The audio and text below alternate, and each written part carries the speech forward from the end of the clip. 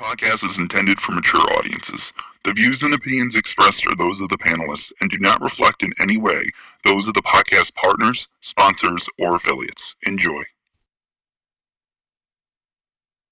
Every day I'm hustling.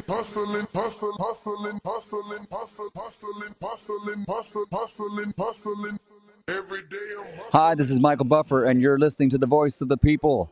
Let's get ready for Boxing Voice.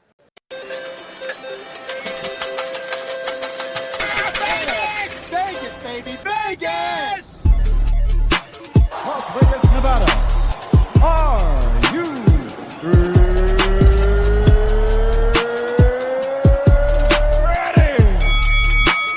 TheBoxingVoice.com. Welcome to Las Vegas, baby. We taking over. Ness Heyman. Mr. Vegas, you are Mr. Las Vegas. I get in every fucking shit. They want me there. TBV presents a ring walk with Danny. Ring Walk Danny. Daniel. Owen Bama, only in America. Because I fight for the people. I go for you and you and you. All these beautiful kids is here.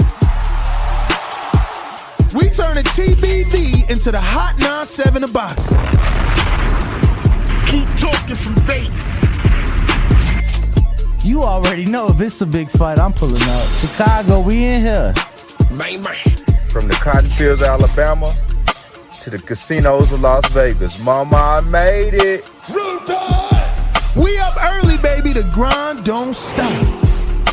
Gilly the Kid ain't gonna be the only one around here doing big shit. You are now locked into the Boxing Voice live from Las Vegas with Nesta Gibbs and Ring Walk Danny. This message was brought to you by SDS Promotions.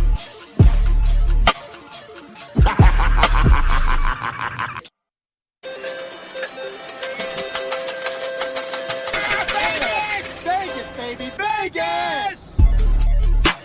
Las Vegas, Nevada. Are you ready?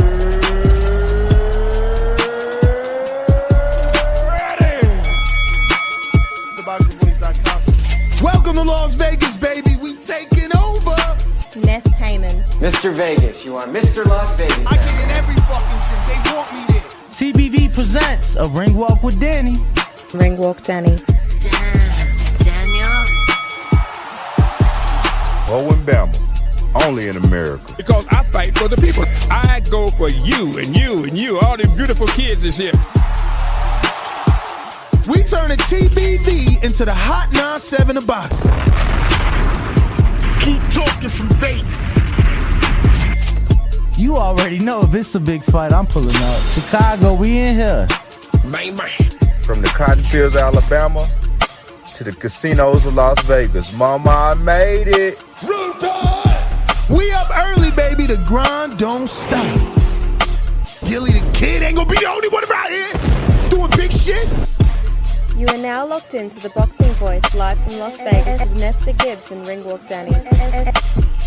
This message was brought to you by SDS Promotions.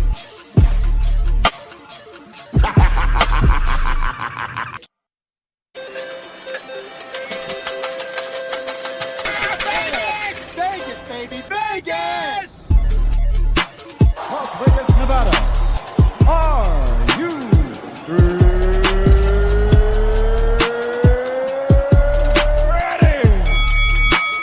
TheBoxingVoice.com.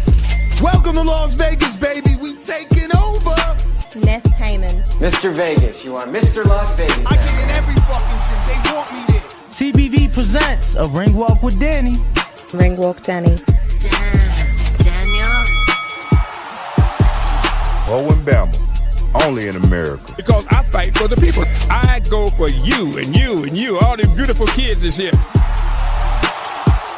We turn the TBV into the Hot 9-7 of boxing. Keep talking from Vegas. You already know if it's a big fight, I'm pulling up. Chicago, we in here. Man. From the cotton fields of Alabama to the casinos of Las Vegas. Mama, I made it.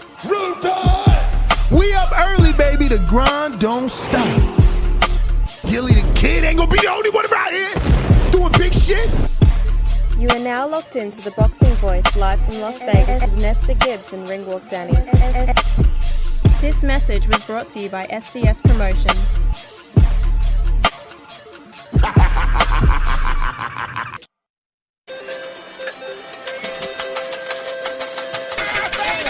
Vegas, baby, Vegas! Las Vegas, Nevada. Are you ready?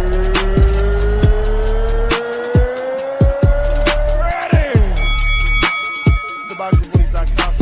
Welcome to Las Vegas, baby. We taking over. Ness Heyman. Mr. Vegas, you are Mr. Las Vegas. I get in every fucking shit. They want me there. TBV presents a ring walk with Danny. Ringwalk Danny. Daniel? Owen Bama, only in America. Because I fight for the people. I go for you and you and you. All them beautiful kids is here. We turn a TBV into the hot 9-7 of boxing. Keep talking from Vegas. You already know if it's a big fight, I'm pulling up. Chicago, we in here. Bang, bang. From the cotton fields of Alabama to the casinos of Las Vegas. Mama, I made it. We up early, baby. The grind don't stop. Gilly the Kid ain't gonna be the only one around here doing big shit. You are now locked into the Boxing Voice live from Las Vegas with Nesta Gibbs and Ringwalk Danny. This message was brought to you by SDS Promotions.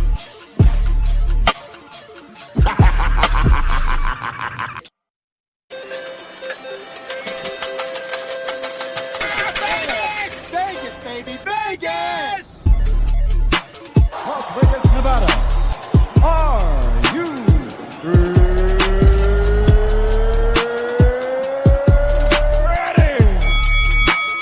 TheBoxingVoice.com. Welcome to Las Vegas, baby. We taking over.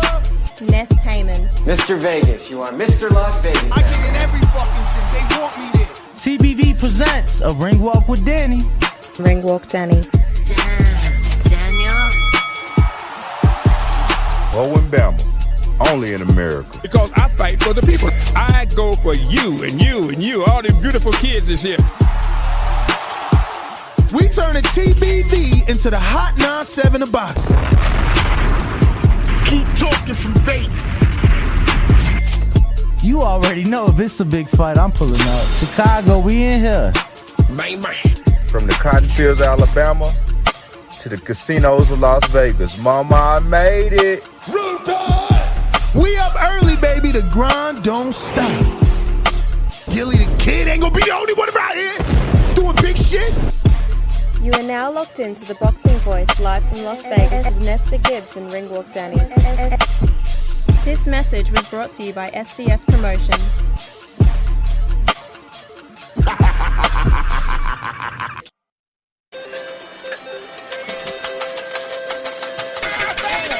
Vegas, baby, Vegas! Las Vegas, Nevada.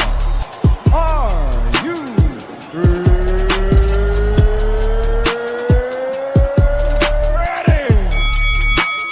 TheBoxingVoice.com. Welcome to Las Vegas, baby. We taking over. Ness Heyman. Mr. Vegas, you are Mr. Las Vegas. I get in every fucking shit. They want me there. TBV presents a ring walk with Danny. Ringwalk Danny. Daniel? Owen Bama, only in America. Because I fight for the people. I go for you and you and you. All them beautiful kids is here. We turn a TBV into the hot 9-7 of boxing. Keep talking from Vegas. You already know if it's a big fight, I'm pulling up. Chicago, we in here. Bang, bang. From the cotton fields of Alabama to the casinos of Las Vegas. Mama, I made it. We up early, baby. The grind don't stop. Gilly the Kid ain't gonna be the only one around here doing big shit. You are now locked into the Boxing Voice live from Las Vegas with Nesta Gibbs and Ringwalk Danny. This message was brought to you by SDS Promotions.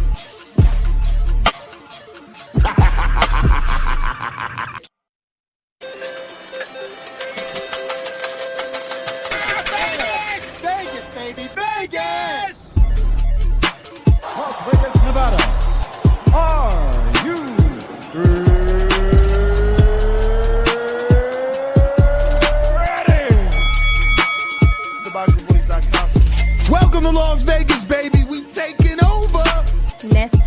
Mr. Vegas, you are Mr. Las Vegas. I get in every fucking gym. They want me there.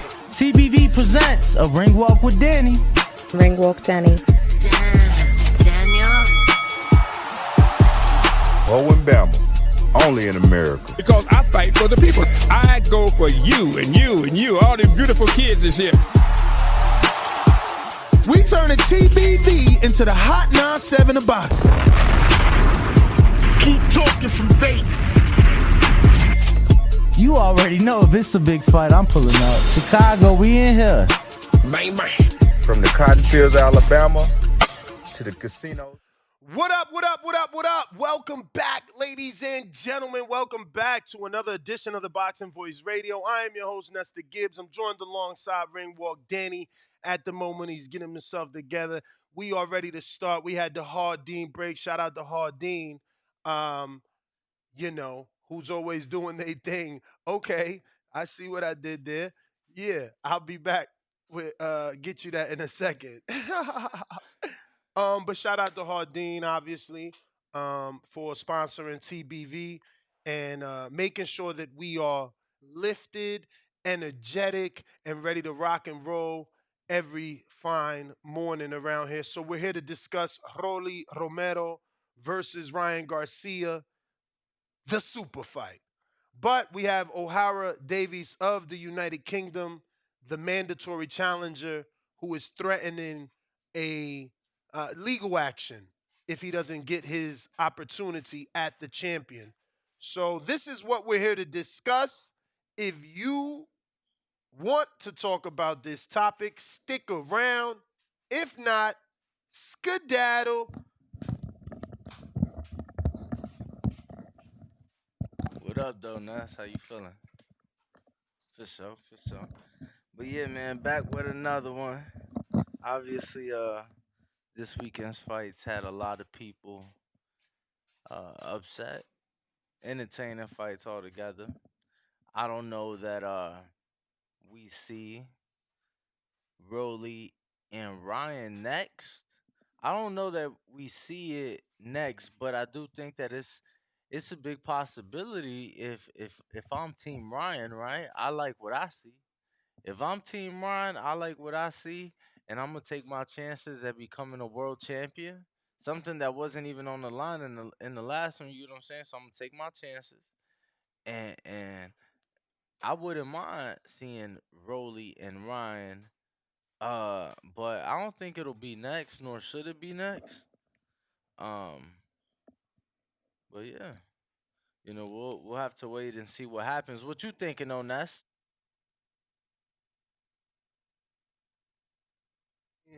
I mean, I love the fight. I know people aren't happy with it. They're like,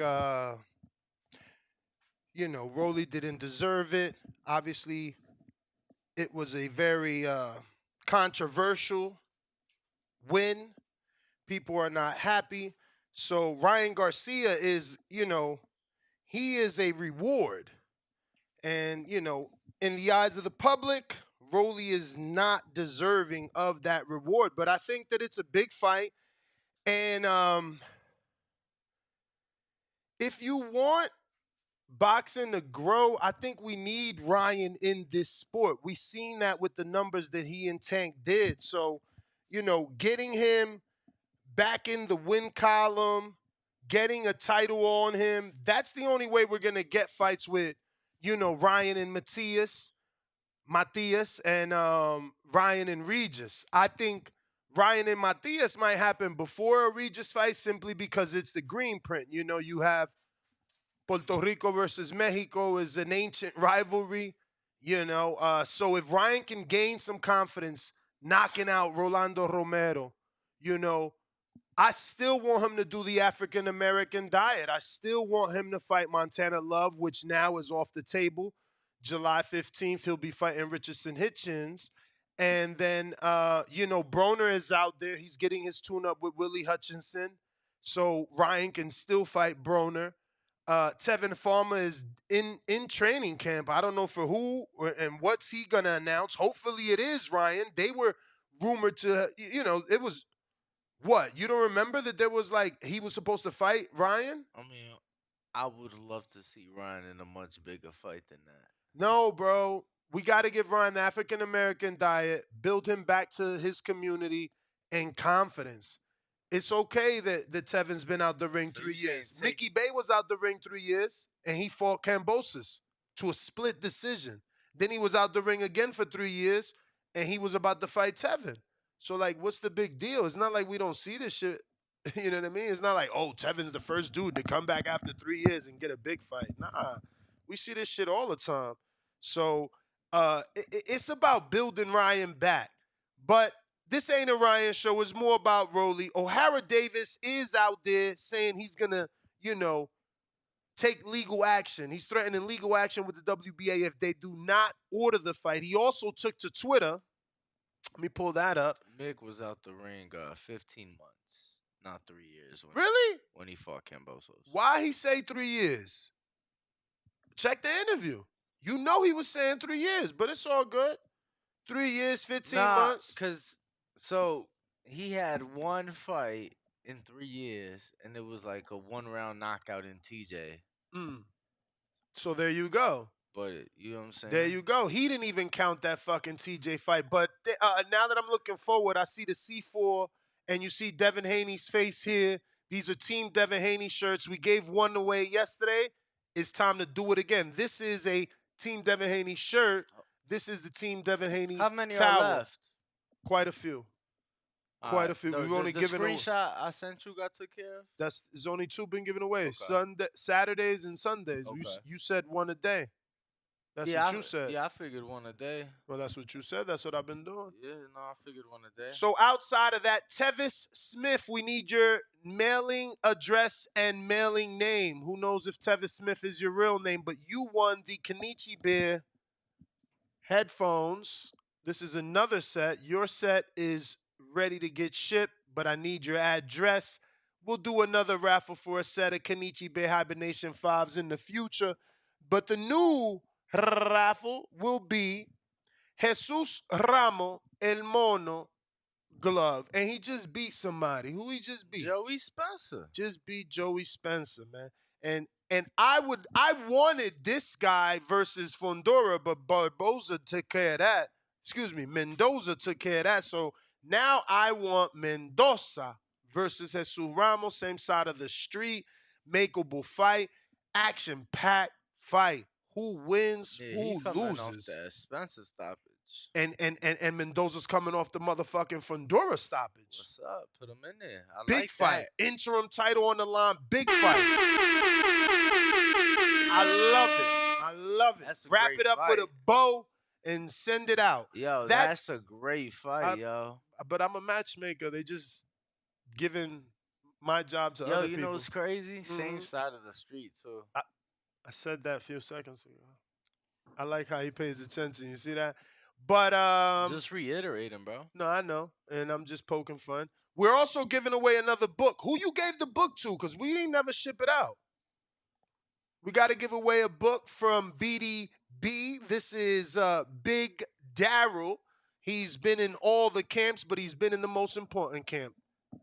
This one right here, Devin Haney. So he can give you all the secrets and teach you all the moves. Yo. We're going to do a raffle for that. Matt, if you're listening, send me trivia. Talk to me. BDB and Yoel Judah. Shout out to Joel. I did an interview with Joel in studio, not in the gym, but check it out on youtube.com/The Boxing Voice. What up? Somebody was saying, I got to fact check this, but somebody was saying they're the only 2 trainers to work with 2 undisputed champions. To have it. I mean, I mean, 2 undisputed. You're right, because I mean, we don't know. Somebody got to do the check-in because, like, who is David Hayes' trainer? You know, David Hayes was undisputed, so now you got to find out who was his trainer at the time, and then we got to see what he's done. Has he gotten another undisputed champ? Yeah. And that's on the UK. Shitty. There's only been him. Only David Hayes, the last UK dude. Oh, no, Josh Teller, but he's Scottish. Does he count? Because he lives in the UK? Well, yeah. Because Scotland is part of the United Kingdom, right? Man, you know that's like the running joke around here. I don't know shit about the globe. Alright, alright. I mean, yeah, it's all Europe. It's Europe. Well then, You know, it's well over then there there. you go. So then we might be wrong. Who knows? I mean, but Josh Teller had Ben, right? So David Hay definitely didn't have Ben. Ben was probably fucking 14 when David Hay undisputed the I'm cruiserweight trying to division. think who else is undisputed over there. Joshua came dangerously close. I can't think of anybody off top. But for those asking how we doing the raffle, we're not using youtube.com for anything except telling you the raffle's happening. They take 30% and it just can't happen. But a $10 Cash App to the Boxing Voice one, which I'll show you here on the screen because some people just don't know how to do it. And I have trouble with spelling too, but that is how you spell it. That is how you write it when you're going to send a $10 Cash App. Make sure it says for the Jesus Ramo raffle or for the glove raffle. Make sure it says that. And how much for the glove raffle? $10. $10. And for the Devin Haney shirt, it's absolutely free. We're going to do some trivia and give that away. And for the BDB book. We ain't doing the other one? What other one? It was just that day?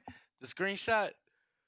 Oh, I did it yesterday. Okay. I'm just afraid. I'm just afraid. Yeah, I'm afraid somebody can share the screenshots. Yeah, you right. Or it's Photoshop. Like this is internet. You know. I mean, I hope my audience isn't fucking criminals. You know, or trying to con me. But I don't know. I do like that. I do like that because there's so many streamers out here, and you know, you're supporting Devin. I'm gonna stick to that. All right. Just don't be a jerk off. You know what I mean? Don't Photoshop shit. Send it to us, right? Send it No, I to told us. the last dude I want to see your name on it because anybody can screenshot. Send the receipt from your email. You know what I'm saying? Because they're going to send you the receipt in ESPN your email. will send you ESPN will send you an email receipt. So just send the screenshot from the email, not from the website and none of that. Did you count how many we got? Like originally? No, never did. Never did.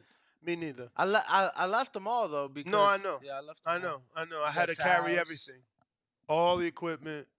I cleaned the whole studio, by the way. Don't worry, I got you. My God. Broke out the vacuum. I'm pretty sure I threw all the trash out before I walked out of there.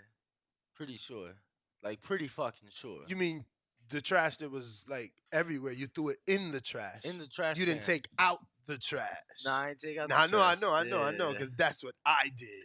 Yeah, I mean, shit, I did the other half of it. But what do you think happens with Ohara Davies? You think, and is he with Boxer or Frank Warren? We talked about that yesterday on our Sunday show. Shout out to everybody that tuned in to the Sunday show. You don't watch foosball and all that other funny stuff. You were here. We had like 700 people watching live, which is insane for a Sunday show. It was Mother's Day, motherfucker. Y'all wasn't with y'all mamas? That's right. Fuck? That's right. We was talking boxing, bro. Boxeo, the greatest sport on earth. Yes, indeed. Is he on the phone because he's checking if he's Boxer or Frank Bro, Warren? I'm pulling up his fucking... No, because you didn't answer me. I didn't know if you were like researching it. Yeah, so... Because I remember him being with Frank Warren, but I know that he started to get fights with Boxer, I believe. So his last fight. Shout out to this guy. He's a Rolly fan. Money Solomon says they talk shit about Rolly, but his only loss is Tank. Even though, champ, he got 2 questionable losses, right? I mean, 2 questionable wins. Jackson Marinez and now Ishmael Basura. That's kind of the knock on him. In 15 fights, 16 fights, he's got 1 loss, 2 very questionable wins. And both of those wins came for straps. 1 for an interim and now this one for a super. So, Rucky, what the fuck? Rolly might be the luckiest man on earth. That's what happened. I tried to say both words in one. There's no way. What? How the hell does he only have 1,300 followers on Instagram? Who? Ohara Davies. I mean, he's more of a Twitter dude. I think he got like 41,000 on Twitter. Oh, wow. Yeah, but I can't find his last fight was on a Phil Jeffries promotion. Whoa. And then the fight before that was on a Michael Martson promotion. Whoa. And Damn, then, so he free agent status, I guess? and then the fight before that was Pro Bellum in Dubai, Okay. He is out there moving around. and then the fight before that, yeah, I don't know. So this is Ohara Davies' Twitter, and he says, I will not be accepting step-aside money of any amount. We need blood to spill in its rightful place. the fuck does that even mean? I mean, bruh, we want that blood on the floor. We want that blood in the ring. We don't want the blood spilled anywhere else. I mean, that's all I can think of. He sounds very ready to go here. Well, I mean, Have you seen him fight before? I have. yeah, He's yeah. going to have a tough fight. Rolly is. I remember. Ohara is fucking long, Yeah, let me I tell you, and remember awkward. when he got in Floyd's face trying to fight Tank. Yeah, no, that's what he made a name for himself. That's how we know him in America. There's no other reason we know him than for the Floyd little, I fucking left my comb somewhere. With the Floyd little beef, that's it, bro. We don't know him for no other reasons. You ain't never seen. I mean, yeah, I watched him fight. After that, though, Yeah. he would have never been on my radar until he fought somebody. no, But, yeah, I mean, well, his 2 losses. well, he got sparring too. That's another thing. He claims to have beaten the shit out of Rolly in sparring. Yeah, he was coming out here. Okay, yeah, I didn't know that. Oh yeah. No, I knew he was out here. I didn't know that he'd I mean, that's what he claims. whooped him in sparring. That's what he claims. What you think? You believe it? Again, he's awkward. He's awkward and he's long. Shout out to Allen, who already won the Devin Haney shirt for showing his pay-per-view receipt, but he wanted to show that he was an honest man, and he sent me the email receipt as well. Ese morro, you the truth. You see, that's how you do it. He ain't no thief. He sent you both? Yeah, he won yesterday, but he's listening to the show today, and he hears that there is some doubt. So he resent this. So shout out to you. But yes, if you send your pay-per-view receipt for the Devin Haney Lomachenko fight, we'll give you a Devin Haney shirt while supply lasts. So first, and we also have the C4 towel. The C4 towel doesn't have his face. They fucked up. I don't know why, but the shirt does. I mean, the shirt obviously got a lot more real estate. I mean, you still could have put it. Look at that big ass towel. You still could have put that shit. Same fucking way they did the shirt. What you mean, champy? This one's actually the towel. Yeah, the towel's in the middle, below the TBV Border Wars belt, and then obviously you see the face on the shirt. So yes. The towel and the shirt is free. It is limited while supplies last. So we've given out the facts. I'm gonna run down them quickly again. Just to let everybody, so everybody's clear. Are we doing first one to do it today, and then we're doing first one like when we first person to DM us the Boxing Voice. Send it to the Boxing Voice IG page. I'm on it now. Let's see. I'm waiting for the DM to come in. Pay-per-views this weekend. Y'all gonna watch it anyway. Send that screenshot. You get a shirt sent to you for supporting the fight. And shout out to C4 and Team Haney for providing these wonderful shirts. Definitely gonna have a talk with that producer. Who the producer? Nobody. Yo, if I make like an appearance on the Blood, Sweat, and Tears, do I get like a check from ESPN? Yeah, for like a special appearance. If you didn't sign. If they didn't make you sign, if you didn't sign the waiver, then yeah, they got to cut your check. Yeah, I ain't signed no waiver. Uh-oh. Bob, you got to okay, hold on. What's going on? What's going on, yo? I wanted to get this coach on. I only know you as Bebop, man, so I'm going to need you to give us your real name so we can properly introduce you. Do you have headphones, though? Because I'm hearing the feedback. Do I got headphones? I do. I could actually set it up on my computer real quick. Let me do that. Yeah, that way it's a little bit easier. Hit me back, just so that they can get the best you. We got Demo that says, will it be to Houston in time for the fight? $2 super chat. Will what be to Houston? The shirt? What did we talk about, Demo? Yeah, that's probably what they talking about. I What? don't know. What? The shirt. What shirt? Yo, but the shirt today has been claimed already. Who sent you a C4 Ryan Anthony 87 made. He's the first screenshot I've seen. And he sent both the screenshot of where? Go to requests. Oh yeah, he wasn't even following? Nah. Hold on. Let me see. No, they following. They definitely following. Absolutely following. Okay, what up? I don't know. I can't find it, but what's up? No, I'm in it. No, I'm just saying they sent the ESPN screenshot and then they sent the email screenshot. So my co-host in training, who I hope, okay. And then they sent the address. Okay. Did he DM you? Tell him to send you his name and address now. Name, mailing address, and real name, because if it gets lost, that's on y'all. I don't do no refunds and none of that shit. No, give me an extra one. I remember, who the fuck was it? Mr. PBC. And look, now he disappeared from Seattle. I had to send him like 3 shirts, bro. It lost in the mail. Promise you, I'm not lying. It's the top one in the Mr. PBC. Yeah. Nah, but remember, he the one that from Seattle that scattered off and never paid people. So he was probably Yeah, but before that, I promise. No. probably a thief. No, before that, very generous, very generous. He was a super chatter daily, very generous. I don't know why he did that. He ruined his name out there. But I'm being told that Ohara Davies is a free agent, and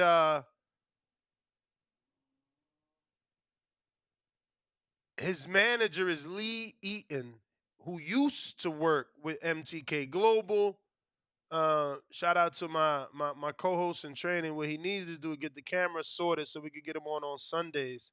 That's your 7-day warning, bro. Get your shit together for next Sunday, because I never got a Sunday host. You know what I'm saying? And we could get you on Sundays when Danny's sleeping. Lee Eaton. Danny never sleep. Because sleep is the cousin of death. We got a couple super chats we're going to go to here. Let me see. Today is the 15th. So, Modern King Boxing, $5 super chat. And he has the announcement emoji, the boxing voice, the voice of the people, worldwide presence. 2 glove emojis. Shout out to you, man. Appreciate that. We got Average Boxing Fan, $2 super chat. He says, contenders with prospect skills, laugh out loud, they suck. Cheeks, peach emoji. Contenders with prospect skills. Who are we talking about? Is he talking about Ohara? No, he got to be talking about Rolly. He's the contender up until yesterday. And yesterday, boy, they killed him in here. They don't think he's got any skills whatsoever. But the phone lines are open. The facts. Number, top of the screen right here, 425-569-5241. You got to press 1. One time, Twitter Spaces is open. Discord is open. Nesta, you were saying. I was saying that the facts are Rolly won, while it's controversial or not. That being said, Jake Donovan of Boxing Scene is reporting that we should expect something coming from the Nevada Commission Wednesday. And his words, and I quote, expect one on Wednesday, whether by choice or by force. So we'll see what actions are going to be taken by Nevada, which still is not, it's still not WBA commission, but we do have our guests. And to be clear, that commission meeting is at 9 a.m. this Wednesday morning. All right. Bebop, how are you? Doing good, man. Is it better now? Way better. Thank you. All right, cool. So what do we, I mean, obviously we'll call you Bebop, but for the purposes of the interview and the audience that'll be searching you up, your coach, what is your name? Coach? Coach Chris. Chris.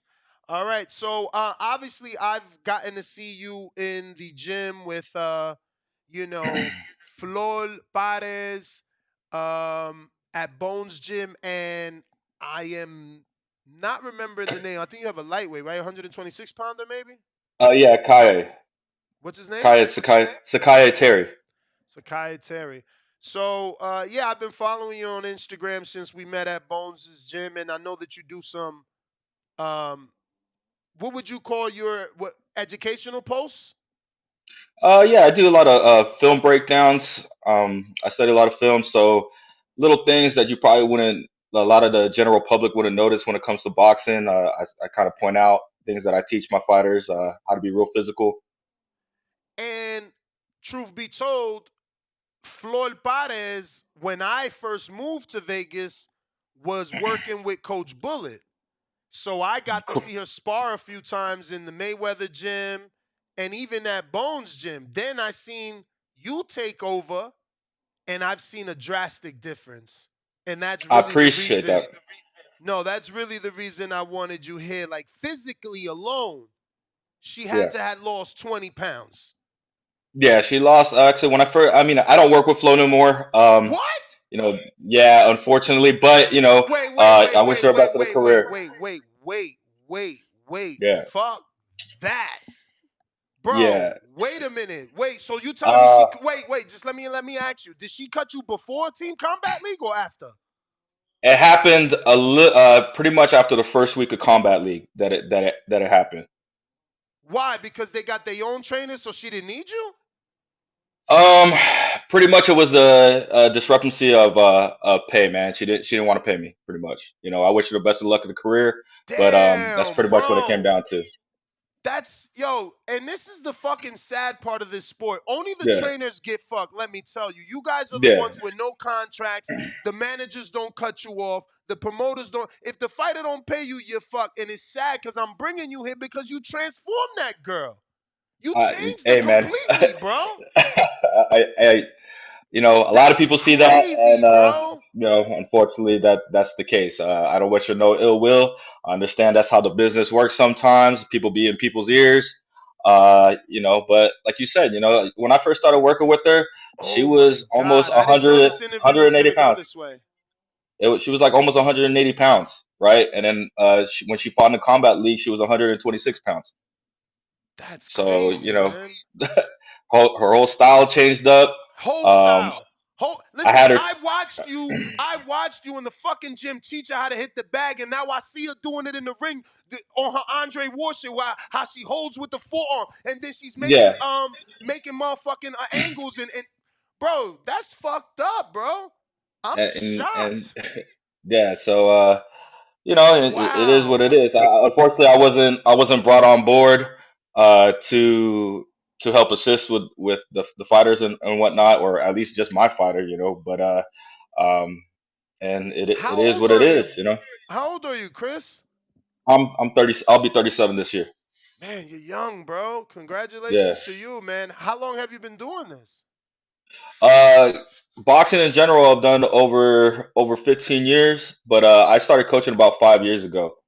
Mm. Who was your first fighter? I actually worked with the Rockmans when I first came about. Hassan Rockman asked me to work with his youngest son. He saw me work out every day in the gym at EOS, and found out I was a coach. Told me, asked me if I could take a look at his youngest son, and it went from there. From there, uh, I picked up fighters along the way. I'm sure you've seen me. I've been in camp with Floyd, Nonito Donaire. I was a part of the Fulton camp when he fought Figueroa. Uh, I work with Chop Chop Corley. You know, this is my third camp with Floyd now. Floyd Mayweather Senior, Junior, Floyd excuse me. Mayweather Jr. Yeah, What? So Jr. you Yeah. gonna train? You gonna work with him for the Miami fight? Well, Kaya isn't actually with him right now. Okay. So Kaya is one of the main sparring partners that he brings on board. What? Ever since Nice. yeah, so we worked with him for the previous fight and the one with Don Moore also. Nice, man. Shout out to you. For those asking Appreciate in the that. chat, because this is live, he's saying Floyd Mayweather. His fighter is sparring Mayweather and one of the lead sparring partners. I am so sorry that happened to you, man. Really, I thought this was going a different way. I was so proud of the way that girl looked. You know, this is this is crazy, you know. But what's up with You your know, male fighter? What's up with the? I mean, let's just move on. Don't even sweat it. We ain't gonna give her no shine. What's up with the male fighter you got, and when can we see him on TV? Because you know what I seen you do, I'm sure you've done with him. yeah. So was actually supposed to have his debut back in October, in Tennessee. Debut? Unfortunately, He's yeah, not a pro? he's no, he's not a pro. Jesus And believe it or Christ! not, he's only had about 5 amateur fights. You know, What? when I first got him, yeah, he only had about 5 amateur fights when I first got him. So from there, you know, he was supposed to make his debut. Right now, we have some things in the works. Hopefully, to, you know, get put on something with Floyd, but you know, we'll see what happens. Until then, we might take the Mexico route if we have to. For sure, for sure. Anyone else you're developing? I'm actually assisting. Bones is still his head coach with Shane Mosley Jr. Okay, okay. Now, Yeah, I mean, I wanted to ask because you said the with Kai, you got him with 5 amateur fights. He was meant to turn pro in October. How do you make that decision for your fighters? Like, all right, it's time for them to go pro. Like, obviously it's case to case, but like, what's the ultimate factors for you in making that decision? Uh, you know, to turn a fighter so pro. with Kai, like I said, we've been in a lot of different camps with, different world champions. I told you we were part of the camp with Nonito Donaire when he fought Raymart Gabao. I actually assisted with the game plan when it came to that and the film study when it came to that. Stephen Fulton, he's been in, numerous spars with Floyd, Chop Chop, who I trained myself. So, you know, and for him to be able to hold his own against these guys, I don't really feel like the amateurs can do nothing for him anymore here. Unless he wanted to go to the Olympics, which is not his plan. So, is there any like plans for him to still fight amateur until turning pro, just to get more experience and just to get more rounds in? We had talked about it before. Nonito actually had brought it up too to, just get him out there, try to get him different looks and all that stuff. But I mean, as you guys know, there's a lot of different looks in Vegas. There's people coming in all the Yes. time. I actually had some people hit me up yesterday looking for sparring.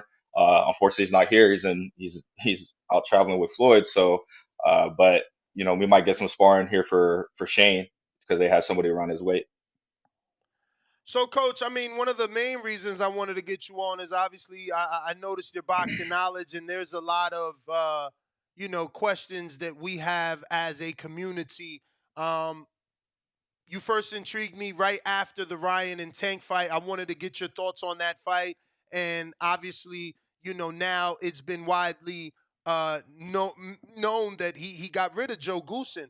Would you throw your name in the Yeah. hat for something like that? I know he may not even know who you are, but what do you think you So can do for Orion? So actually, Chop was in the exhibition in Pomona. I want to say around this time last year, right? And Ryan's brother was actually on the card for the exhibition. Ryan, when he saw us there in person, had told us that if I fight Tank, I'm gonna need you guys in camp, right? But unfortunately, when we messaged him back when the fight was, official, he had already said Goosen had two sparring partners. But yeah, I feel like Ryan has all the tools to be really good. I don't know if he loved boxing like that no more, but um, I feel like I could develop him to be a monster. I mean, I'd had several people in the gym tell me that. What Uh, what did you see that he did wrong specifically in the Tank fight? so there's a several things, man. Ryan's not really known for his jab per se, and he's a counterpuncher. We know that his best punch is a check hook. Tank had brought that up several times. So the biggest issue that I saw was he's trying to initiate a lot of the action, right? He's going to the smaller guy, knowing that Tank's trying to set him up, right? If we take it on a very surface level thing, it's not putting them in a good position to land that check hook because Tank's not really looking to engage. Now, if he would have did something similar that he did, I'm sorry, I can't remember the guy's name, the southpaw that he fought prior that he knocked out with a left hook. He forced him to Fortuna. come. Yeah, Fortuna. He forced him to come forward and exchange. Even though he put pressure on him, he would close the lane with his lead hand, right? He'd get it in his face or on his right hand, and then when he would look to engage, he'd take it away and take a little back step and hit him with the hook. That was not apparent at all in the Tank fight. He tried to force the issue due to lack of discipline. Doesn't know how to cut off the ring. There's a lot of opportunities in the second round when he was pressuring Tank, when he was moving side to side, that he could have met his movement with punches. But unfortunately, he doesn't know the right punches to throw in those situations. Benavidez versus Plant, it was a similar thing early in the fights. Um, but yeah, those are the main thing. Doesn't know how to really manage his range. It's got terrible footwork. Um, and as you saw from the video I posted, when he got his hands on Tank, he would hold him down. He didn't get his weight down, so he would allow Tank to punch with him. And then he did the same thing over and over again. He didn't make no adjustment to Tank tying up his lead hand. So every time you would see Tank touch his lead hand with his lead hand, so he'd be here touching Ryan's left hand, and he would duck the hook. So that's easy to tell for Tank because every time he would throw it, when there's no more contact with his lead hand, all he knows is just a duck. And so from there, he could have feinted the hook or threw the hook, came back with the uppercut to make adjustment to Tank's defense, but him and his team didn't see it. Now, Coach, what was he supposed to do when Tank was measuring and having his hand there? So just like I said, right? So if he's measuring and having his hand there, right? As soon as the contact is not, it's like when you play that game where you're trying to slap each other's hands. As soon as you feel the contact, you try to move it, right? Yeah. You move. So he could have feinted the hook, knowing that he's going to duck. If he would have recognized the defensive reactions that he was getting out of Tank, right? So he could have feinted the hook, and as soon as Tank ducks, he could have came with the right uppercut. So that's one of the main things. I know that you're gonna duck when I move my lead hand. So I'm gonna do it just to get you to duck to set up the next punch. Now, Coach, why do you think he even let him do that? Why? Because I've seen southpaws and orthodox fighters. Obviously, they parrying for position. So when the southpaw tries to do something like that and put that hand on him, the orthodox fighter either is punching his glove or the southpaw fighter is punching his glove. Ryan just let him, he let him measure him. He let him gauge him and find his distance. Honestly, he said that it was a lack of discipline in the second round. He wanted to force the action to happen. He felt the fight was getting boring. I don't know how much that has to do with it. It could be partially true, but I honestly just think it's even though he has so much amateur experience, 200 plus fights, I just don't think after a certain point he stopped developing. So and that's something that I noticed with a lot of fighters. They buy into their own hype and then they stop developing. How long have you been in Vegas? I've been in Vegas for over 10 years now. Over 10 years. Sweet. So let me get your breakdown of Devin Haney versus Lomachenko. I've been watching so many videos. I get up extremely early, and I've been doing research, and it's just like every professional is picking Lomachenko. Everybody's really picking Lomachenko. I think the only person not picking Loma is, not picking Haney. Did I say Loma? Yeah. I meant to say Haney. Excuse me. Everyone's picking Haney. The only one not picking Haney is Paulie and both Teos, senior and junior. I haven't found anyone else. But what do you see in that fight? I want to change it. I want to change it so that my audience can see how intelligent you are. Give us what you think the keys to victory for Devin, keys to victory for Loma. So the keys to victory for Devin is he's gonna have to need more than just a jab for this fight. He's gonna have to make Loma respect on the come in that he's not gonna be able to just muster his way in, with different little head feints and his angles and whatnot. If you could, and Tim Bradley says it all the time, if you could take away that angle from Loma, it makes him look a little bit more ordinary, right? And one of the biggest things that people don't realize when it comes to Loma is he makes a lot. I posted a breakdown about this. He makes a lot of mistakes with his footwork. People praise him all the time about his feet. He brings his feet together all the time. I posted a breakdown of him and Jermaine Ortiz. Ortiz in the early rounds would jab him and force him to break his feet, right? He'll bring his feet together, have to reset, He'll literally take a step back, switch in his stance, and come back into space, and Ortiz would look to attack him off of that. Right? That's something that, for whatever reason, could be fatigue or whatnot. As the rounds went on, he stopped going to that. But Loma is still doing it. He does it throughout the whole 12 rounds. Let me Timmy, interject there, Coach. I just want to interject because I watched that Jermaine Ortiz interview this morning, and he said the blueprint. Well, the interviewer asked him, like, oh, do you think the blueprint is out for Haney because of what you did? He said, what? You mean the jab? He's like, yeah, it's there, but I wouldn't say it's a blueprint. So you said Haney would need more than the jab, but it seems like Jermaine believes the jab is kind of all you need for Loma.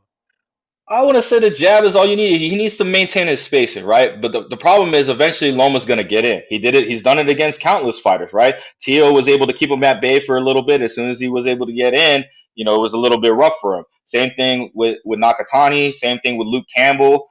Everybody was able to keep him at bay for a little bit, right? But as the mental fatigue wears on, he's giving you different looks. He's really crafty in the clinches. That's something where I feel that he could take advantage of. What do you mean by crafty? So if we watch the Kami fight, if we watch the Luke Campbell fight, he knocked down Kami in a clinch. There was a little lax moment when he knocked, and then when he knows that you're lax, he looks to fight. He's trained in wrestling.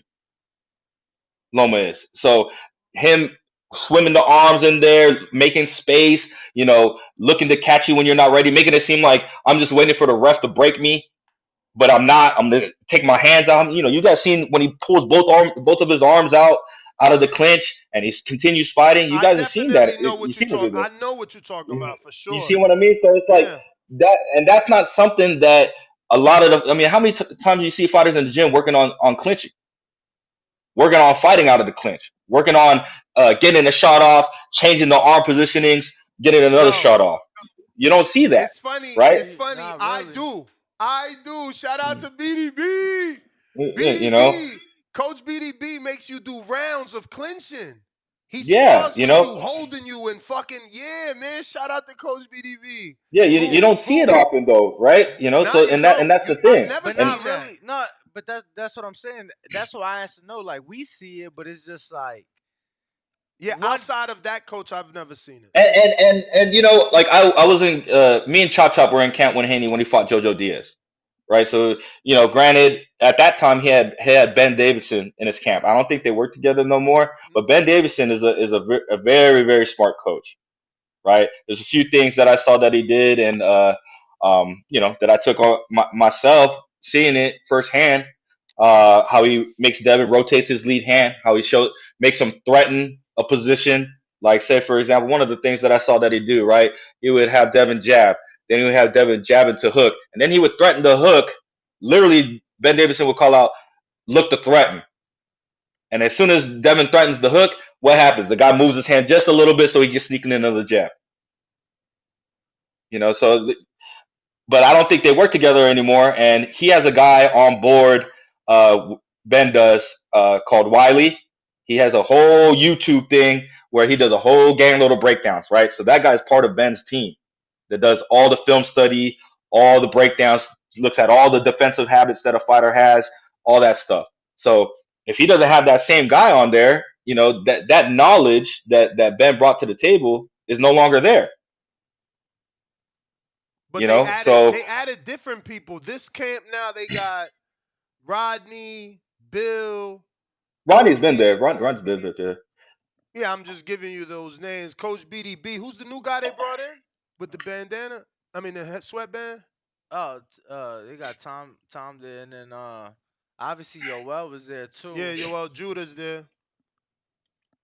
So, what are your keys to victory for Loma, Coach? He's got to be a little bit more active in the early rounds. He can't let in the Jermaine fight and in the Teal fight, he let these guys bank a lot of rounds, right? He can't put himself in a position where he has to pretty much win every round. You don't know how the judges are looking at it, but he's not known as a real knockout artist against the elite fighters, against top level competition, right?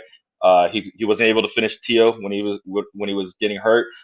Without fatigue, Jermaine was. He wasn't able to get him out of there either, right? So he kind of overwhelms you and all that stuff. But of course, first things first, he's got to have his jab defense on lock, right? And then from there, Devin's good at adding the uppercut once you close that gap. He did it against Chop. He did it against another Southpaw's name that was in there. His nickname is King Kong, uh, a smaller guy, and he needs to be able to make that adjust. King Kong or King Tut?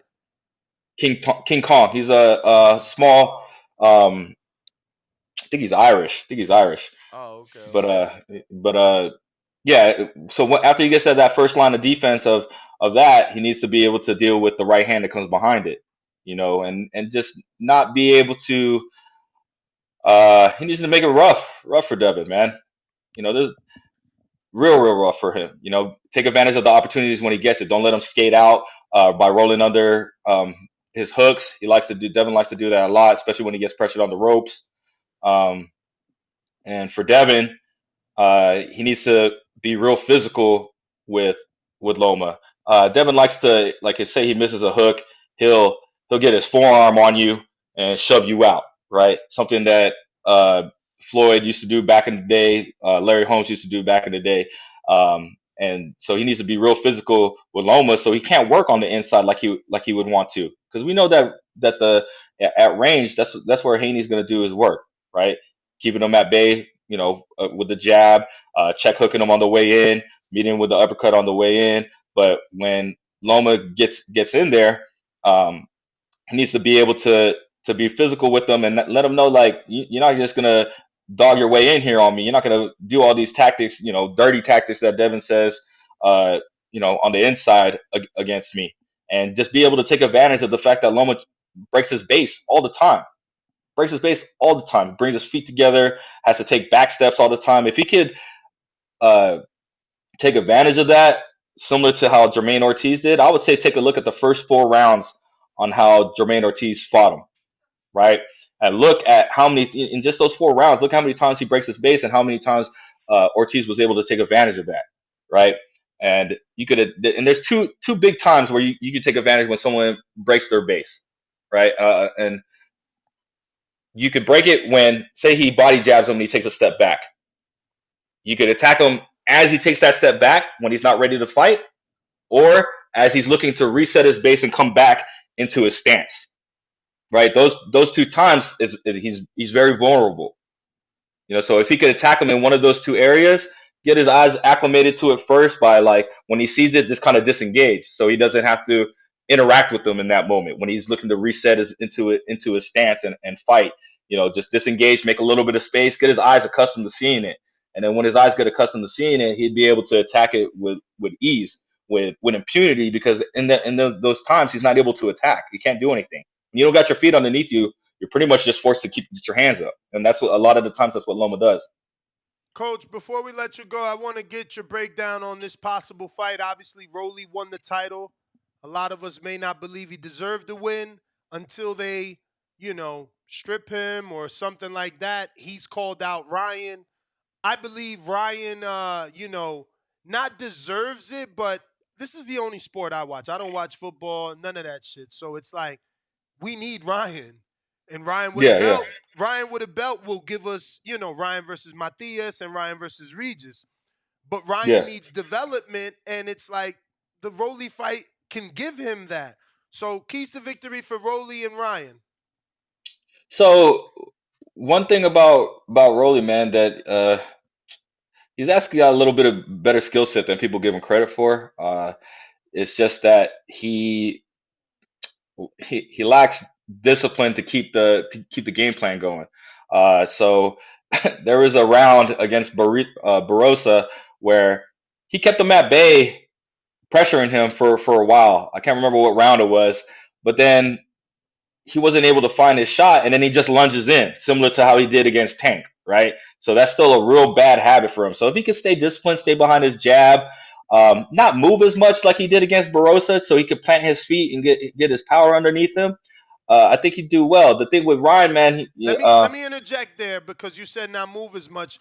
yesterday we had a show, and our audience, this is a call-in show. They get to call and give their opinion, and their opinion was he was running. I want to.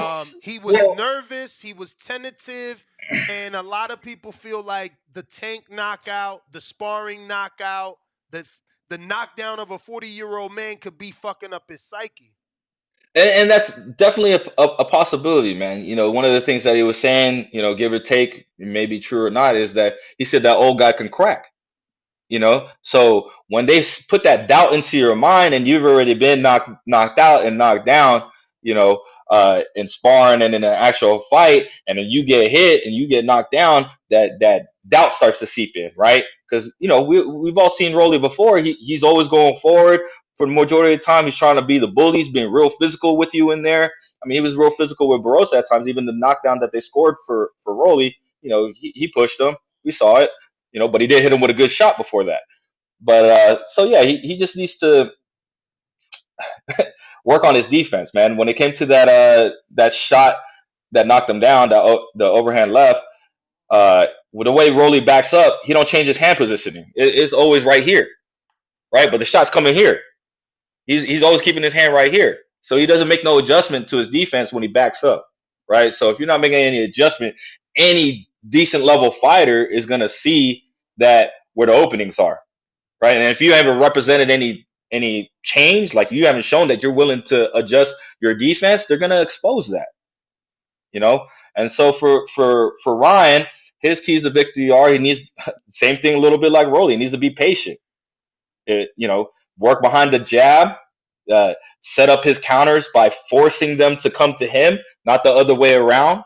Ryan's not known for going out there and setting up his offense and knocking you out while you're defending. He's more so when he's backing up and catching with something when you're looking to engage with him with a shot that you don't see. So how can he take advantage of that if he's trying to put it, his offense game is not developed enough where he could be offensive like that and get his shots behind it. So he needs to force Rolly to come to him. The problem I see is at this state with the way both of them are in their current level of boxing is I'm sure all of us seen the sparring footage with Rolly and Ryan back in the day, right? Right. I Yes. just don't think Ryan can muster up the physicality to keep Rolly off if it gets to that. Really? Yeah, I don't. I just don't. Even I when, mean, because we've seen now time and time again that Rolly's roughing up. Not a lot of those punches are gonna land. So isn't that what Ryan wants so that he can land the counter hook? the problem is that the positioning of Ryan doesn't put him in position to fire back. And if you're not a threat, then he's just going to keep bullying you. So if he doesn't have his feet underneath him, if he doesn't have his weight down, he's not going to be able to get those punches off, and then that allows Rolly to keep doing whatever it is he's doing. And that's the thing. But he's got to get past Ryan's jab first. If Ryan develops a good enough jab to be able to keep him at bay. Well, And coach, Rolly's a naturally a way bigger guy, man. You gotta remember that fool gets huge. I mean, yeah. like, so uh, in terms of strength wise, and they're both fighting at 140 now. Ryan doesn't have to drain as much, but Rolly So doesn't you have don't to drain nearly as much. So you don't think is that because my audience seems to think, oh man, if they give Ryan that shot, it's an easy win for him. That ain't fair. He getting a title shot off a lot. So you don't think it's that easy of a fight I don't for think Ryan? I don't think that is that easy of a fight. Rolly has shown in his fight with Tank and in his fight with Barossa that he's gonna be a little bit more fucking patient. He's not gonna be in there just diving in head first. He didn't do that against Tank until he got knocked out. He stayed behind. He banked all those rounds early. Working behind his jab. If Bullet can keep him seeing the game plan and have him follow it, and that's the thing. He's got to be, no matter how freaking boring the fight is, if you banking the rounds and you winning, by all means, right? Let me get the victory. Why put myself in a position where I make one big mistake and I get caught by that hook? Is it time? I know this is a tough question, especially you being a resident of Vegas, but is it time for Rolly to look for a different look in training? Because I mean, Um, before you answer that, my callers called in yesterday and they just said they haven't seen a difference, which is true. Yesterday's fight is no different from the Yigit fight, from the Marinez fight, from the Tank fight. Like, he just keeps fighting the same. So something is either wrong or isn't being changed. The only change we've seen is patience, slightly. Yeah, but that uh, a lot of the times, man, when it comes to development of fighters, people can't develop fighters, right? That's a big thing in today's coaching, But is it unfortunately. coaching or is it the fighter not being reluctant or receptive to teaching? It could be, like I never seen them work together, so it's hard for me to say, but it could be a combination of both. I've seen both sides where the coach doesn't really know what he's doing, so the fighter just goes along with what the coach says, but there's times where the coach is trying to develop the fighter, but the fighter's not willing to do it. So it goes on both ends. I've worked with fighters that have been like that, where I try to tell them and try to get them out of something that I believe is not a good habit or a good tactic to go with, so on and so forth, and they're just unwilling to see the other side. Mm. And they're not willing to, because at the end of the day, like I told Shane, I said, if there's something that I tell you that you don't like, at the end of the day, you're the one fighting, so I can't make you do it. And if you already don't like it, then you're more than likely not even gonna implement it, right? So we got to have that open communication. But Coach, majority of the time, I'm gonna say that. you just extended this interview. Were you working with Shane for his hometown fight? I did the film study for that. I wasn't working with them then, but I Bruh, am so now. what did So. you tell him in that film study? Because it feels like he didn't take that shit serious. Like, didn't you see that dude was tough as nails? So there was a few things that I told him. One of them that he implemented, but again, I wasn't in there with him on a daily basis or even a couple days out the week to kind of stress that home. One of the things I told him was the guy, when he double jabs to his left, is always susceptible to the overhand to the right hand over the top, just because he brings his lead hand low, right? So there's a point in time where Shane actually hit him with the right hand over the top, but he kind of just looked at him afterwards, right? He hit him with a big right hand over the top. And then Yeah, the other thing taking that I told, pictures. He did the Miguel Cotto. He's like, boom. yeah, and then one of the other things that I had told him is that when you force him to go back, his natural response is to drop his lead hand to get into almost like that shell stance, right? So I told him, when you do that, right, look to land the right hand over the top by setting it up by going to the body first, because he's going to drop his hand. It's just something that he does all the time. All right. And the last thing is, when he looks to engage, he kind of dips his head, so he's ready there for the check hook, right? So and when he jabs, he's most likely going to look to catch it with his rear hand, so he could set it up off of a feint and left hook. I just told him little basic things, because I wasn't there all the time, Let me so it's ask just you, things that you see. did you tell him you probably won't be able to stop this guy? Did he ask you, do you think I could stop him, coach? Because, like, to No, he me, didn't say. He let me didn't. He just wasn't let in me there. just tell you my thing. Because, like, to me, outside of the show, let's just say I'm a regular fan.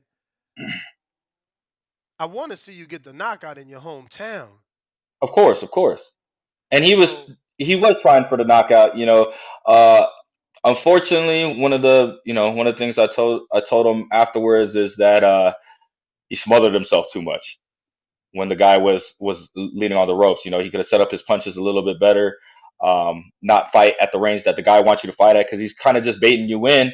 So you fall in, or you get close to him so he could get his offense started, right? So if you watch the fight, majority of the times when Shane is coming in and getting his offense started, that's when dude would look to get his punches going, because Shane's in his range now. mm.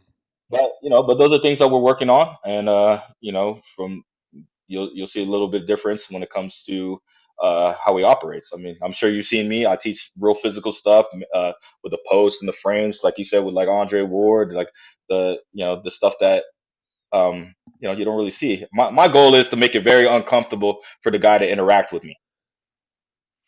Nah, Right. man, I like what you're doing, and I noticed it, and that's why I wanted to get you on, and I also want to give your page and your social media some shine because you do great breakdowns there for anybody that wants to check him out. He is at Bebop_boxing. That's BEEPBOOP_boxing, common spell. Coach, I appreciate you, man. Look to get you back on in the future, and I wish you the best. Hope you get someone that actually sticks with you because I Hey, see the talent, man. I see what you did with that person, and I hope you get the opportunity to show the world what you can do with someone on television. I appreciate that, man, and thanks for having me on, man. I love to, you guys keep it open for the callers and whatnot, get their opinion, and whatnot. And thanks for having me on. All Thank you, right, Coach. Coach. Thank you, Appreciate you. man. Yes, sir. Appreciate you. I'm gonna go ahead and Peace. screen share his social media for anybody that wants to follow him. But Coach, we appreciate you, man. Thank you. There you Thank have you. it, Coach Chris Bebop Boxing on Instagram. For those that Be want. boop. Oh, okay. Why he didn't correct me? Nobody corrects me when I pronounce this shit Be wrong. Hey, What's man, up boop. with look, you? they call me Beep Bob, Beep Boop. Oh, It's been going on for since I had the name, so so I just kind of let it. It is what it is. so what are you? What is it to you? Bebop or Be Boop? It's Beep Boop, but Be either Boop. or, it doesn't matter, Are man. you Philippine? I'm Filipino, yeah, Okay. All right. Well, yeah. Coach, man, appreciate you. Thank you, Coach All right, Chris. All take it right. easy. There you have it, ladies and gents. Coach Chris. That was good. Shout out to everybody that enjoyed that. Phone lines are still open. Going to Discord, nobody there. Twitter, we got Moody.